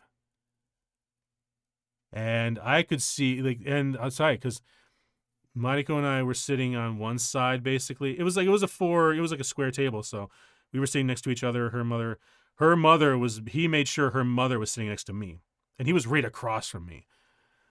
And he would look, and he spent, yeah, urusei, yep, hi, urusei. I almost was expecting him to say kuso, like something like that. He said something under his breath, and I would not be shocked if he said something like America kuso, like that. And I was like, oh. But he was glaring at Mariko the whole time. And her mother was just, she was very quiet, very reserved, obviously very reserved. I could tell that she did not dare. And honestly, meeting this guy, I would not dare to oppose him, because holy cow, he was terrifying. And when the dinner was done, I paid for the whole thing. He didn't give a shit. He didn't care. In fact, he actually fought me a little bit. I would not, I would not be surprised. I did not hear him fully what he said, but I know that what he said, one of the times he said something under his breath, his wife dropped like the fork. And I'm just like, oh God. I'm like, it was like the worst hour of my entire life. And I felt bad for her mother. I felt bad for Mariko. Like, I felt somehow like I had done something wrong. I felt guilty. I don't know why, because I was American. And the dinner I paid, he refused, outright refused to accept me paying for him. He handed me cash. He's like, he almost, I think he almost said, like, he's like, I'm not going to let an American pay for me. And he didn't say that, but he's like, I'm not going to let you pay for me. I will pay for myself. I can pay myself. I don't need you to help. And I was like, okay. He walked out first. His wife followed. Mariko was like close to tears. And I walked out, and he was already halfway to the car, and he just like, Mariko, hikamasu. He was just like, get over here, like, quick. And we obviously didn't even kiss. Like, holy cow. It was like, no. She just looked at me like, And then they got in the car, and she drove off with him, and that was the last and only time I met her parents. Because the sad part is we had talked about going to Japan. We had talked about going to Japan. She wanted to show me around Osaka. She wanted to show me around Osaka where she lived, and share the sights and stuff like that. Share some of the food. I was so looking forward to the food, the street food. The takoyaki I really wanted to try, but after that, that was about 3 months in our dating. We tried to stay together after it, but I learned very quickly that there was no way she could go against her parents. She could not go against her chichi and her otosan. She could not go against her otosan. And it was kind of like, it was a decent breakup. It was okay. I shouldn't say it was decent. It sucked. Like, at the time, she was one of the few that I was like, I would have considered moving to Japan and marrying her. Even after 3 months, because we just clicked. That was the worst part. We just clicked. She loved music. She loved classical Japanese music. She loved the suguru shamisen. She loved taiko drums. We talked constantly about going to all these different festivals and all this stuff. This was the thing, she actually knew some about sumo, and I love sumo. Now, I started watching back when as a shoryu was the Yokozuna, and before that I was kind of trying to catch a little bit, but again, getting any kind of content from any other country was very difficult back then. We're talking like late 90s. But we were together for maybe like a week, and I was just so frustrated because I didn't want to break up. I thought we were great. We both agreed we were great. But she was the oldest in the family. They had only one daughter, and Mariko was it. And there was no way in hell that he was going to let her marry me. So yeah, well, I don't even think she said she didn't dare bring it up. But basically, from what I understand, if the young man is meeting the parents, there's already intention that you guys are very serious. So yeah, he already was going into it not in a happy mood. But then when he saw that I really was American, nope, that was it. So that was my one exposure back then. So yeah, it was not fun. Not fun at all. But anyway, oh god, it's 1:49. Jeez, late. I haven't even done any DuoLingo yet. So I will say, kind of get away from the sour mood, because it's gonna bring me down too. Good thing I'm drinking sake here. I haven't even finished it off yet. Damn. But I will say, she helped me out a lot to learn, obviously to help learn Japanese and stuff, because up at the time I was just using workbooks. Those are garbage. They don't, for me at least, they don't teach me. They didn't help me at all. They didn't get anything. Best I could do was count, but that was also because I had studied jiu-jitsu and Aiki jiu-jitsu specifically, and we did judo too as one of the classes I took, but I was taking Aiki jiu-jitsu on the side, and it was specifically we had to speak Japanese, so I did learn some from sensei. so I could count. I knew migi, hidari, ue, ishita, shita. I was giving a nice virtual hug. Oh, thanks, man. It was a long time ago. I mean, yeah, it still hurts a little bit, but it is what it is. And you either move along, you learn from it. But it was a good experience because it woke me up that you had to be careful not to have these ridiculous expectations of other people.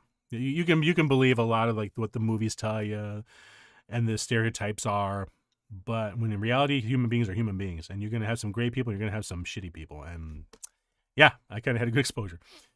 But as far as like Japanese, she had helped out a lot, but in the years after that, I kind of like I lost out on a lot of it because I really didn't have applicable knowledge, but I still wanted to learn it, and using workbooks just don't work for me. I actually even tried using Rosetta Stone when that was a big thing. They kept advertising. It's like, oh, this is what the government uses for their, intelligence experts and diplomats and stuff. I'm like, oh, okay. So I bought it. Damn thing was almost $1,000 I had to pay. Because what is it priced now? Like, I'm kind of curious, but because at the time it came with several CDs, and it came with like actually a headset with a microphone on it, which at the time, like in the late 90s, that was a big thing. Oh, it's a membership now. Oh, okay. Yeah, no, that ain't gonna do it. 1K back then for Rosanna. Yeah, because it was a big box. I don't know if do they have the images still? That'd be funny if they did. Yeah, not that Rosetta Stone. Yeah, it was like this. It was like this big ass box. And does this have everything in it still? I don't know if it does. It was just hilarious. Yeah, because it came with a headset and microphone. Oh, yeah, Windows XP SP Server Pack 3. So yeah, this is an older style. What's the cost on it? It's only $59. Damn, I got ripped off big time. You saw the Target. Yeah, when I bought it, oh my god. I had to order it on through phone. And I actually had to pay payments because, like I said, it was almost $1,000. Jeez, now it's $50. God, it wasn't even worth the money I spent on it. Sadly enough. But sadly, I have had way more progress with DuoLingo than I have anything else, which is sad. But I should actually do some Japanese. Uta. Utai. Singing a song. Thursday, Mokyobi. Oh, this has got, I swear, it doesn't matter no matter what I am actually mark it still shows me this thing. I remember seeing this. Menu. Yeah. Hang on. Menu. Eiga. Nope. Sorry. Gakko. Oh, they did that. They did it in the hiragana. Threw me off. Yomi. And eiga. Eiga-kan. Wait, what was it? Uchi no hondana. Uchi.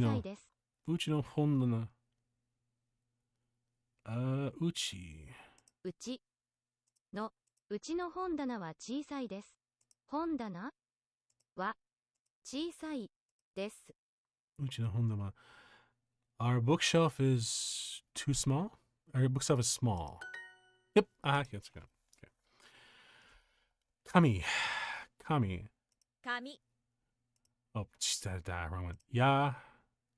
Da. Nope, that's da. Hi. What the hell am I doing? Dex. Wan. Ya. Ah. Hi. Wan.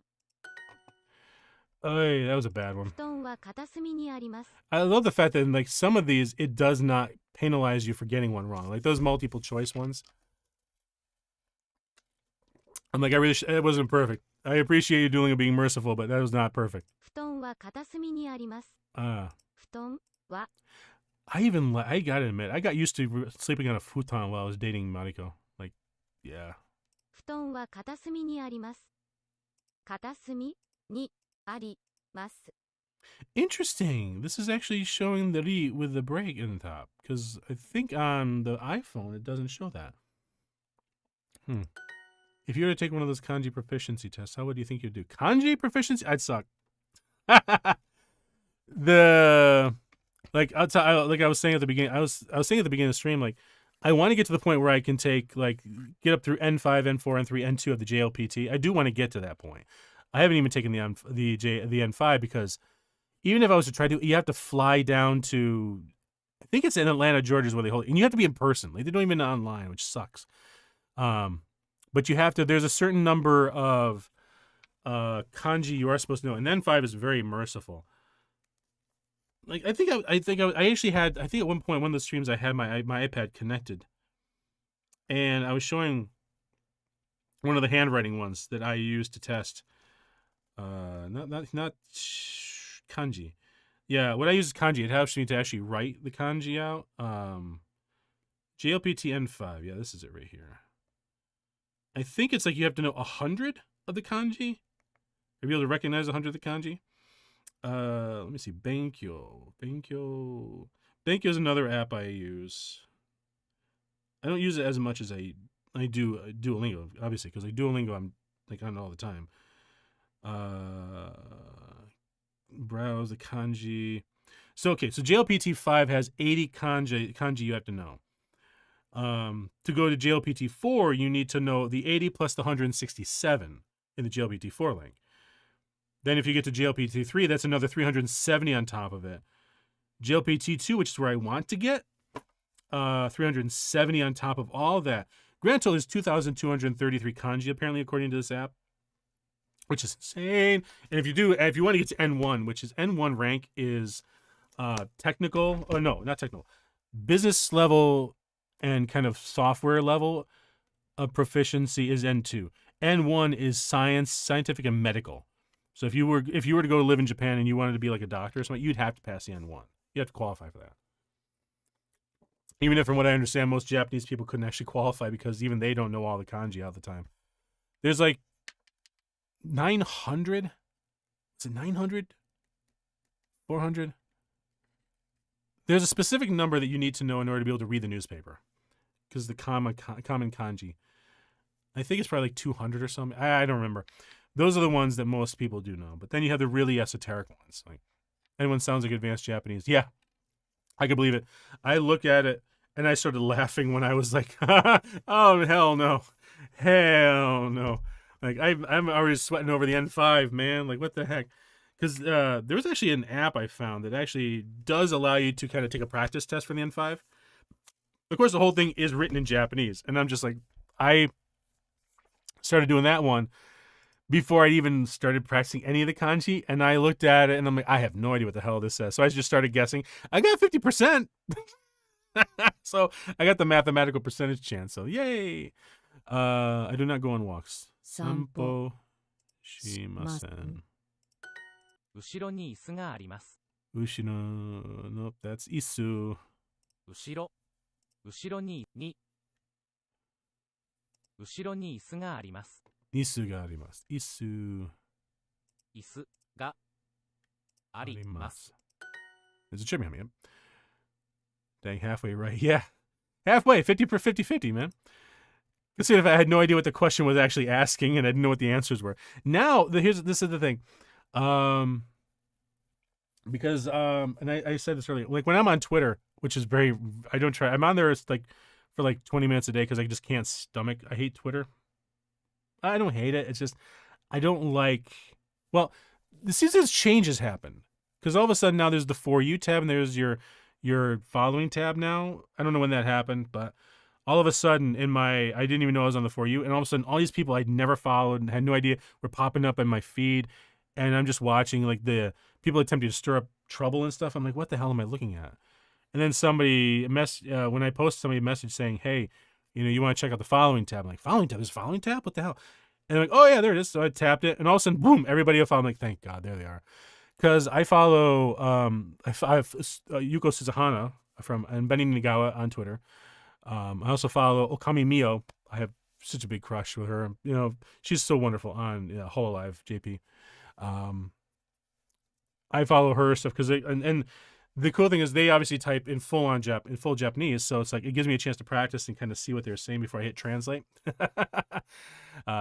It's like a love-hate, mostly hate. Yeah, exactly. It's like an abusive relationship. Like, for some reason, I keep going back, but I know it's going to hurt me. Like, especially some of the garbage I've been seeing, like, especially between, like, I mentioned at the beginning of the stream, Moist Critical threw me off.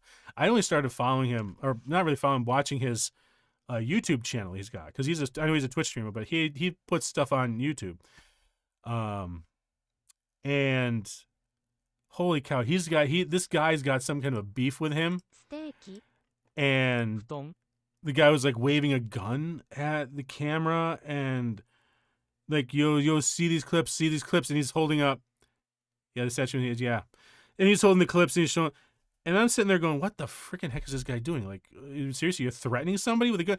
You're gonna get arrested too. Like, that's kind of stuff's not serious. And then the best bit, Charlie's response was like, first off, I hate to be that guy. I hate to see the grammar police for guns, but those aren't clips. And he pulls out opening his pistol. It pulls out the mag. He's like, this is a mag, not a clip. This is a mag. And then he puts it down. He pulls out an assault rifle, and I'm like, what the hell? Like, I just sat there going, what the heck am I watching?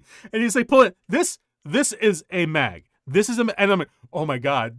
Like, I really actually just wanted to clap, because I'm like, it was the perfect clap back. Not only was he basically correcting the guy, but also showing, you want to wave your kindergarten pistol at me?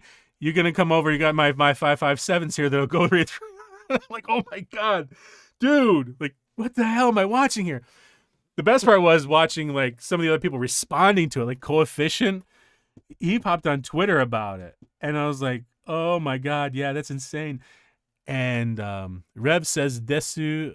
I kind of watch it. I'm not a he's okay. He has a YouTube channel. He kind of covers a lot of the drama and stuff like that. So I got to see his take on it. And there's a few other people. It was funny as hell to watch. Just like how everybody is against this other guy. He's like, nobody is like backing him. Everybody's backing Charlie. Like, who's gonna go against Charlie anyway? Like, for crying out loud, it's Charlie. It's like, Moist Critical. What are you gonna do? Like,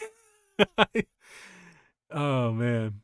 木曜日 Whoop, wrong one. 金曜日木曜日 Yeah, I just saw that from Rev Says that. You saw, okay, so you watch Rev Says Desu too, yeah. I don't follow him I'm not like subbed, but I do occasionally see him pop up in the feed, and I'll watch it. There's another one I kind of occasionally watch, like Hirohei. I'm not a fan of them, but I do like to see other people's coverage on some of these things. Especially like, holy cow, the Hogwarts nonsense. I don't have an interest in playing the game anyway, so I think I'm gonna stay out of that nonsense. That cesspool. But oh my god, seeing all the coverage on it was just insane. Like, oh man. このテーブルは低いです。God. Hiki. Oh god, I don't want to get it wrong. 小学 No, I knew it, wasn't it? 8 Hachi. Why did I say he? He is, and then the curve down and whoop, that's he. Oh my god. Nakamura, 中村 Nisatsu. 2冊 That's 2 things, 2 books. Shogaku. Hirohei, yeah, he's mixed for me. Same thing. Honestly, Rev and Hirohei are both like mixed. I like way back, I kind of followed Hirohei a little bit. I wasn't a fan, but I did kind of like seeing some of the perspective. But then he's got like, there's other things I'm like, okay, dude, tone it down a little bit. We're okay. But I'm not afraid of watching この Terevi. テレビは Wow. 新しいです Wait, no, it's not Atarashi. Atarashi's new. 古いです Urui is old, yeah. 上 Ue, up. Thankfully, this is pointing up. Wait, ご主人 stars. はご在宅ですか Goshujin wa? ご主人はご在宅ですか Gozaidaku desu ka? Okay. Is your wife at home? Oh, shoot. Oh, that's ご主人ご主人 Goshujin. ただい Ah. ま That's how I kind of feel as well. Both. I'm not really a fan. Yeah. Yeah, they're okay. Yeah, they're okay. I don't have a problem with them. You know, like I said, I do watch them occasionally just to see what their perspective is on it. I like somewhere in the middle is always like usually the truth, unfortunately. But yeah, there was. Although I will say Rev actually pointed me out to a couple really shocking event, oh god, what crazy things happening. Like this one guy who was like, he always appeared with a mask and the glasses and didn't want anybody to see. He got like outed and just treated like garbage because everybody believed the person was accusing him of these horrible things, and it turned out he was in a massively abusive relationship and the person was trying to control him. And I'm like, oh my god, why is the internet like it is? Why is the internet like it is? Like, come on. Tadaima. I'm back. Yeah, exactly. Well, I think Rev even says himself, I dove into the cesspool of Twitter so you don't have to. I'm like, oh, thank you. I appreciate it. ご主人はご在宅ですか? Yeah, there was, I'll show it. I watched the whole hour and a half VOD. And it was the guy's response.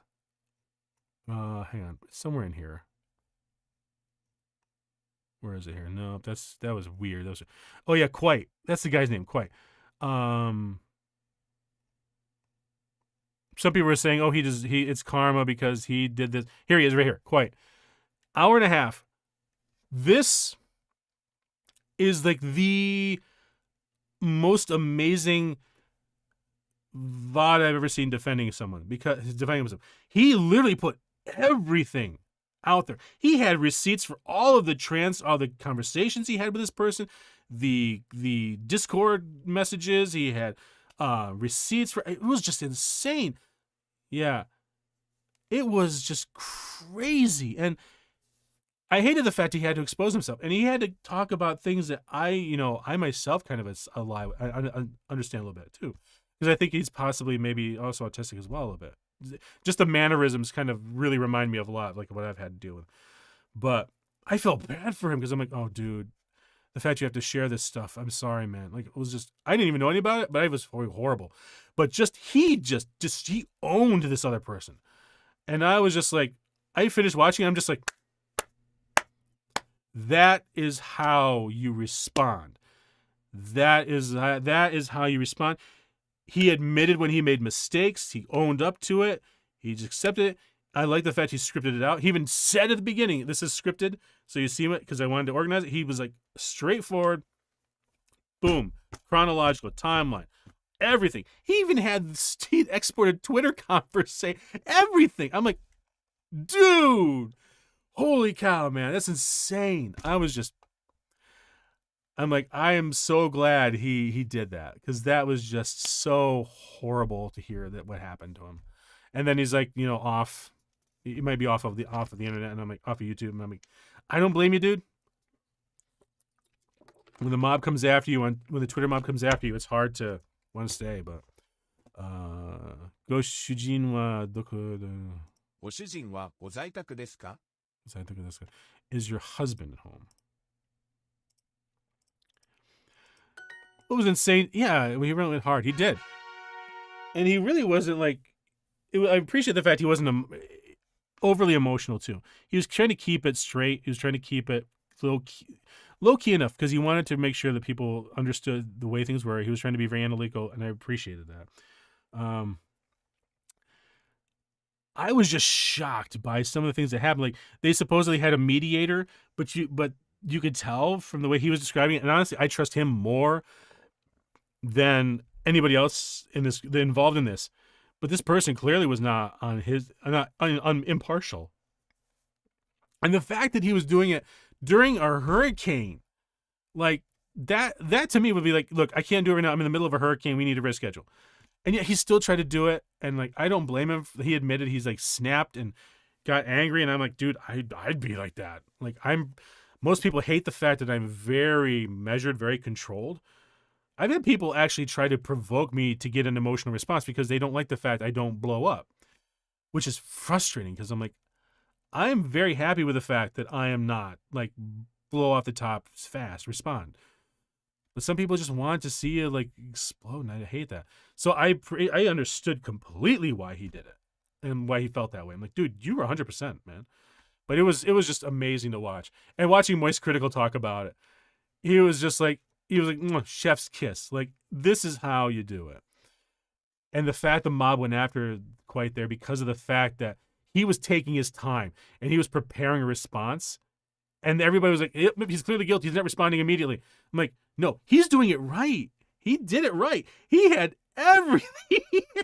Like, if this was a murder mystery, you could easily identify who did it, at what time, what their weapon was, why they did it, the modus operandi there, everything. You could tell everything from all the evidence he had. I'm like, oh my God.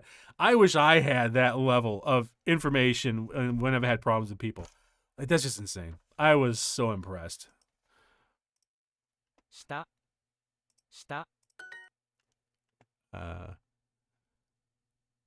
Oyogi?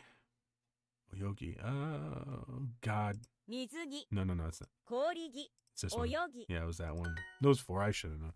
Quite the debunker. Yeah. Was that his whole shtick? I didn't really look into what he did. Do you see this? No, okay. I haven't been happy. Why you can't win against Content Cop, most hated man. Oh, okay, so he was one of those that covered, like, I gotcha. Okay. But he certainly seems like he makes sure. There's another guy I watch too on YouTube called CoffeeZilla. I don't know if you've ever heard of him. Where is he? Here he is. If you are see on Netflix, there's a story to this too. He tells it. He was actually going to be on a Netflix show about cryptocurrency and stuff, but when the Netflix producers finally got around to looking into CoffeeZilla, they're like, "Oh, we can't have you on here." That was hysterical. CoffeeZilla, yeah. Okay, so this guy, I absolutely love this guy. I got into watching him because I've actually narrated 2 or 3 books on crypto. I actually narrated a book specifically about Vitalik Buterin, the guy who'd made Ethereum. And it's funny seeing the different perspectives, but then getting his take on it. And the fact that he admits he's not like an expert, I appreciate that. But he certainly knows how to navigate the systems and stuff. So.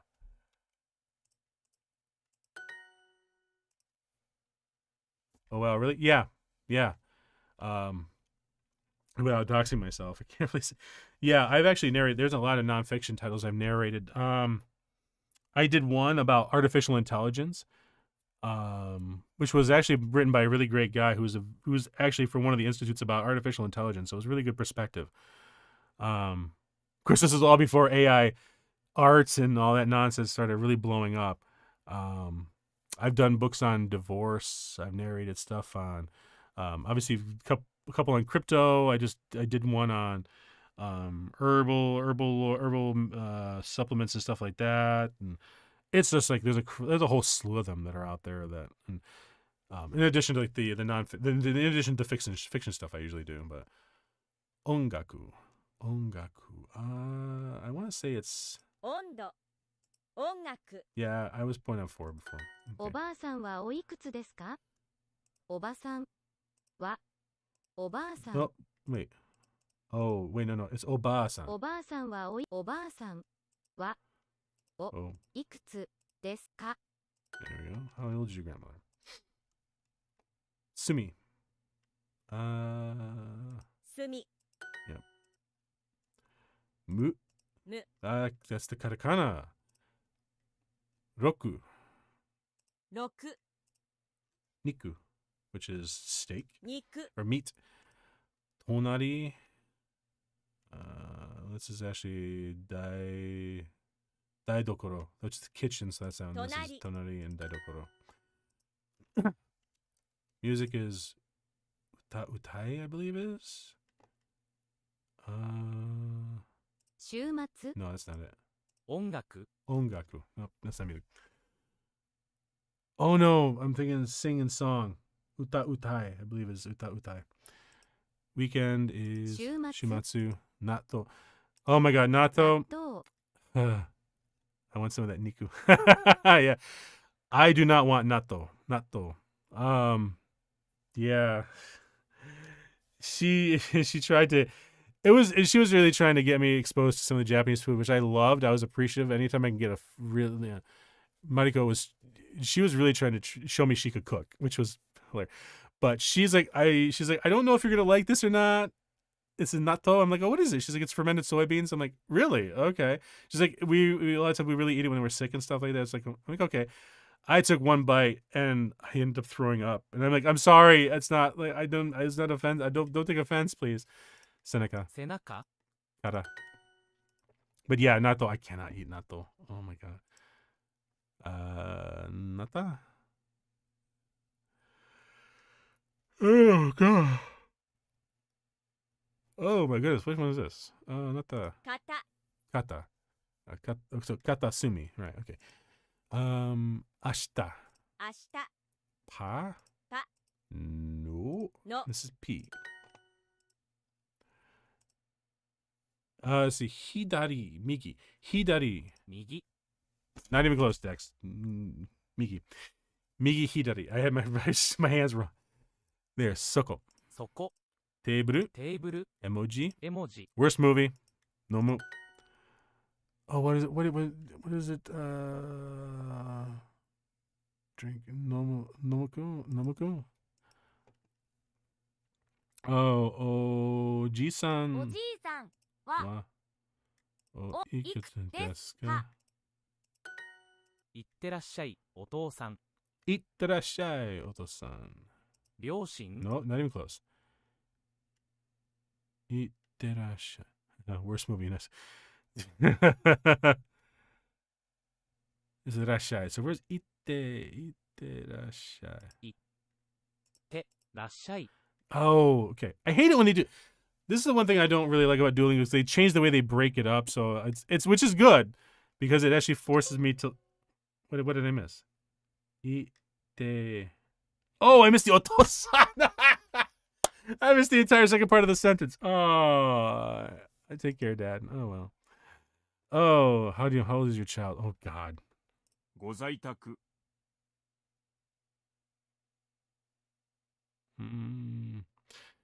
Is this formal?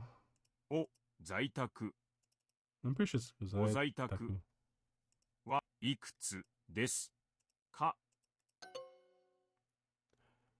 Not even family relationships. I have the worst time. Oko-san. Uka-san wa Mado. Well, this is the first time I'm really exposed to this. I can't believe I forgot Oto-san. I will come back.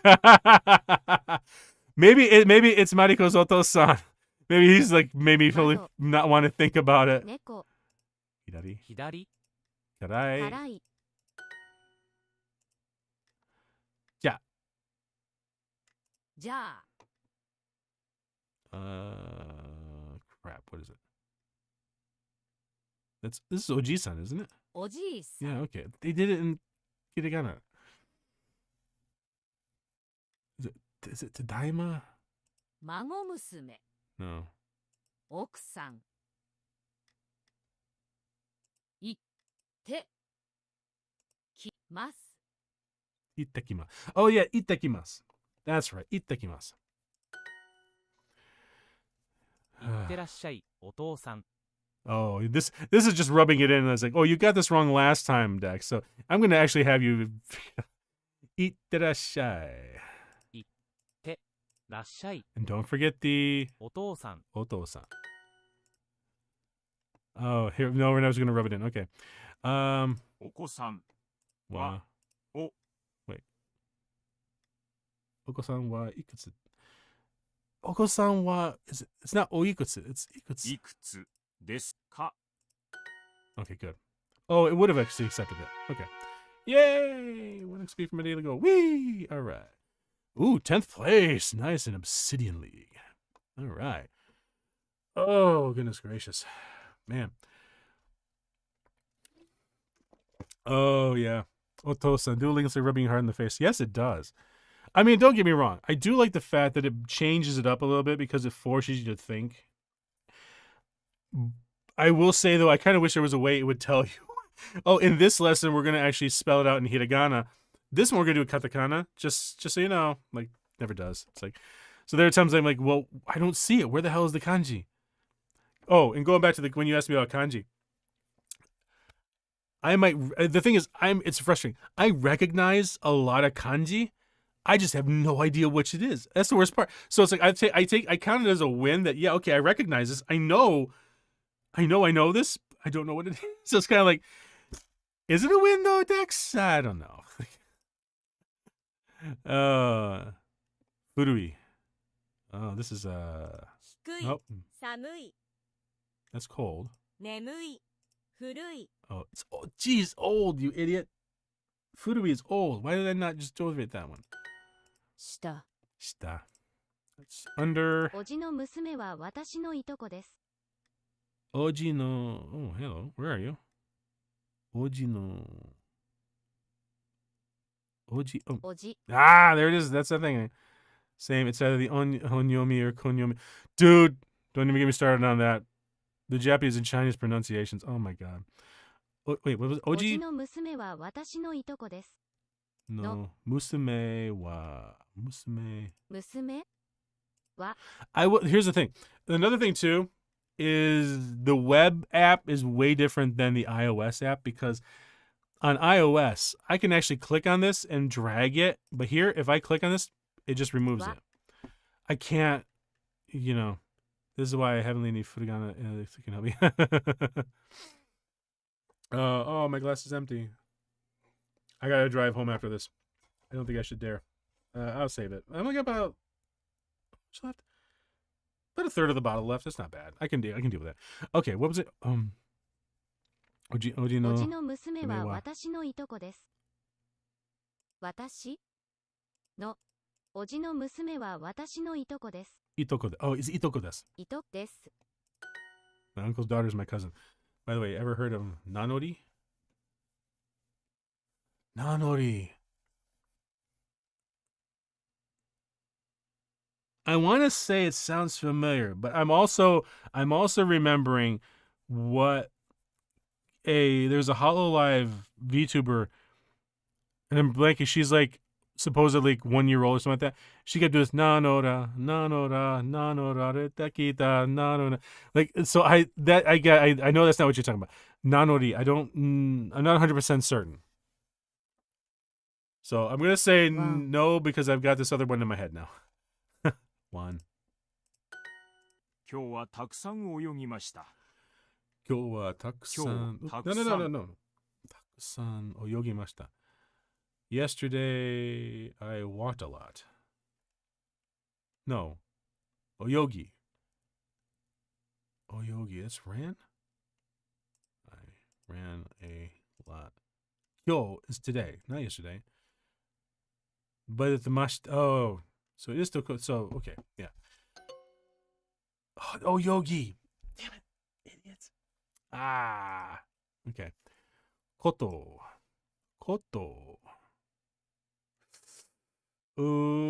Kanji. こと Aha! Mago musume. Mago. 孫 Furu. Ofuro. Ofuro. Like ofuro is bathroom. Te. て Yomi. おかえりなさい、お父さん。 Welcome back. Oh, Oto-san. Oto-san. Nah, stop. I didn't want to. Welcome back, Dad. Yoko. 横 He. That looks like it's ta. Is she? No. This is I think. Ki. ね No, it's this one. き Ta. Ne. Okay. Shashin. So shashin. This one here. 写真 Shashin. This cafeteria, I think. Oh. All right. Our うちの hondana wa chisai desu. Uchi no hondana wa chisai desu. Yep. 習い Not I. Which is to learn. So, narai, Nihongo wa narai desu. Let's learn 時 Japanese. 々一人で食べます。 This throws me off too because this is another thing I'm not a big fan. Not only is the pronunciations on almost exclusively Japanese names. Oh, okay. I think I've heard of it, but I didn't know the specific word for it. So okay. Pronunciations found. That doesn't surprise me. So was it tokidoki? Yeah, tokidoki. Tokidoki. Sometimes Ichi, hitori hito, de. I hate that. Hitori is completely different. Hitori de. Is it yokoshimasu? 時々一人で食べます。 Time is eat. 食べます。 Sometimes I eat by myself. Or sometimes eat alone. Okay. Oh, I always travel by myself. This would be itsumo Itsumo, hitori hito de 旅行 yuko shimasu. します。こちらが妻の桜です。 Kochira ga こちらが samuno こちらが妻の桜です。 tsumano.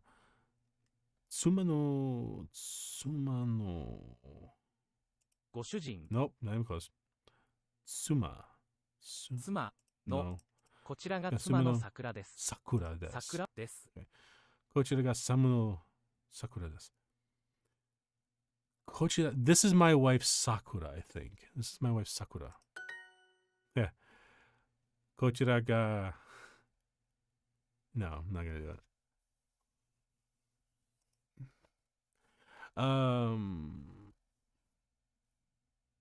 Beddo wa chisai desu ne. This is the word in Japanese to say or give one's own name. Nanori. Okay. Nanori. All right. ベッド、 Oh no, chisai bed. ベッドですね。 This right here too. Knowing when to actually put the adjective with the noun is like it always throws me off sometimes. 今日はたくさん泳ぎました。 Oh, this I swam a lot. A lot today. 今日. So, yogi is swim. You reach your day, go wee, be done. Lingots. And the funny thing too is lingots are only on the web app. Otherwise, it's just gems on the iOS. So I don't know why it's doing that.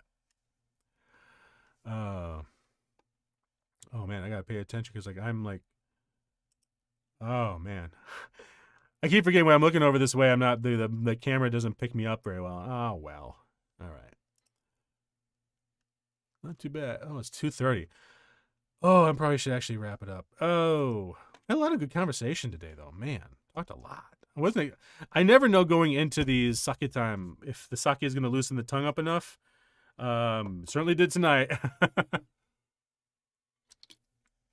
Oh man. All right. Yeah, let's so we just wrapped up the lesson, so let's kind of wrap it up for the night. And swing back to here.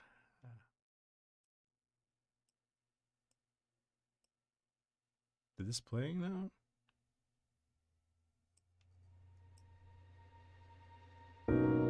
There it is. All right. Oh, okay, what we got here? Here's an example from a sighted frequent. Okay, mostly says Chikara and Riki. Sometimes in Nanori it can be said Jikara or Tsutomi. Okay. Chikara would actually be Jikara. Riki with Tsutomi. Yeah, Tsutomi. Yeah. No, I got you. That makes sense. Well, I mean, it's hard. I'm sure there's some reason behind it, but my God, like even my nieces were like, when they were in school over in Japan for the few half a year they are. Their oldest came back and was complaining to me because she knows I'm having problems with katakana. She's like, I hate katakana. I'm like, I feel you. I totally feel you. And I was like, how are you doing your kanji? She's just like, ugh. I'm like, yeah, no. Oh man. Oh goodness gracious. Well, it was a good stream. At least I think so. Talked a lot about weird stuff, man. God, actually even rekindled some old memories too. Talked about Wagaki Band. Yeah, they're all really good. Not sure what I'm going to be streaming next week. I started into a new project next week, but it's not a big one, so it shouldn't be too bad. It's another indie again, but it's the same authors I was having a problem with last time, so we'll see. But aside from that, hopefully maybe Tuesday and Thursday or Tuesday and Friday. Maybe I'll actually pay for a sub for GeoGuessr. Because I was surprised to find out GeoGuessr, they allow you 5 minutes of free. For the free account, they allow you 5 minutes every 15 minutes. So, anyway. But thanks, Manga. Hope you have a good weekend. Hope anybody else that happened to be lurking or watching, thank you. Thank you for hanging by. Thank you for hanging with me. And hope it was entertaining. Hope it was fun. And I will see everybody next week. Have a good weekend. Drive safe if you go out at all. And have a good night. Good rest. Take care. But that GeoGuessr will be fun. Oh, absolutely. I will be doing it. I wouldn't mind embarrassing myself of where my geographic location is. Maybe even show off. Who knows? Maybe next week. We'll see. But take care.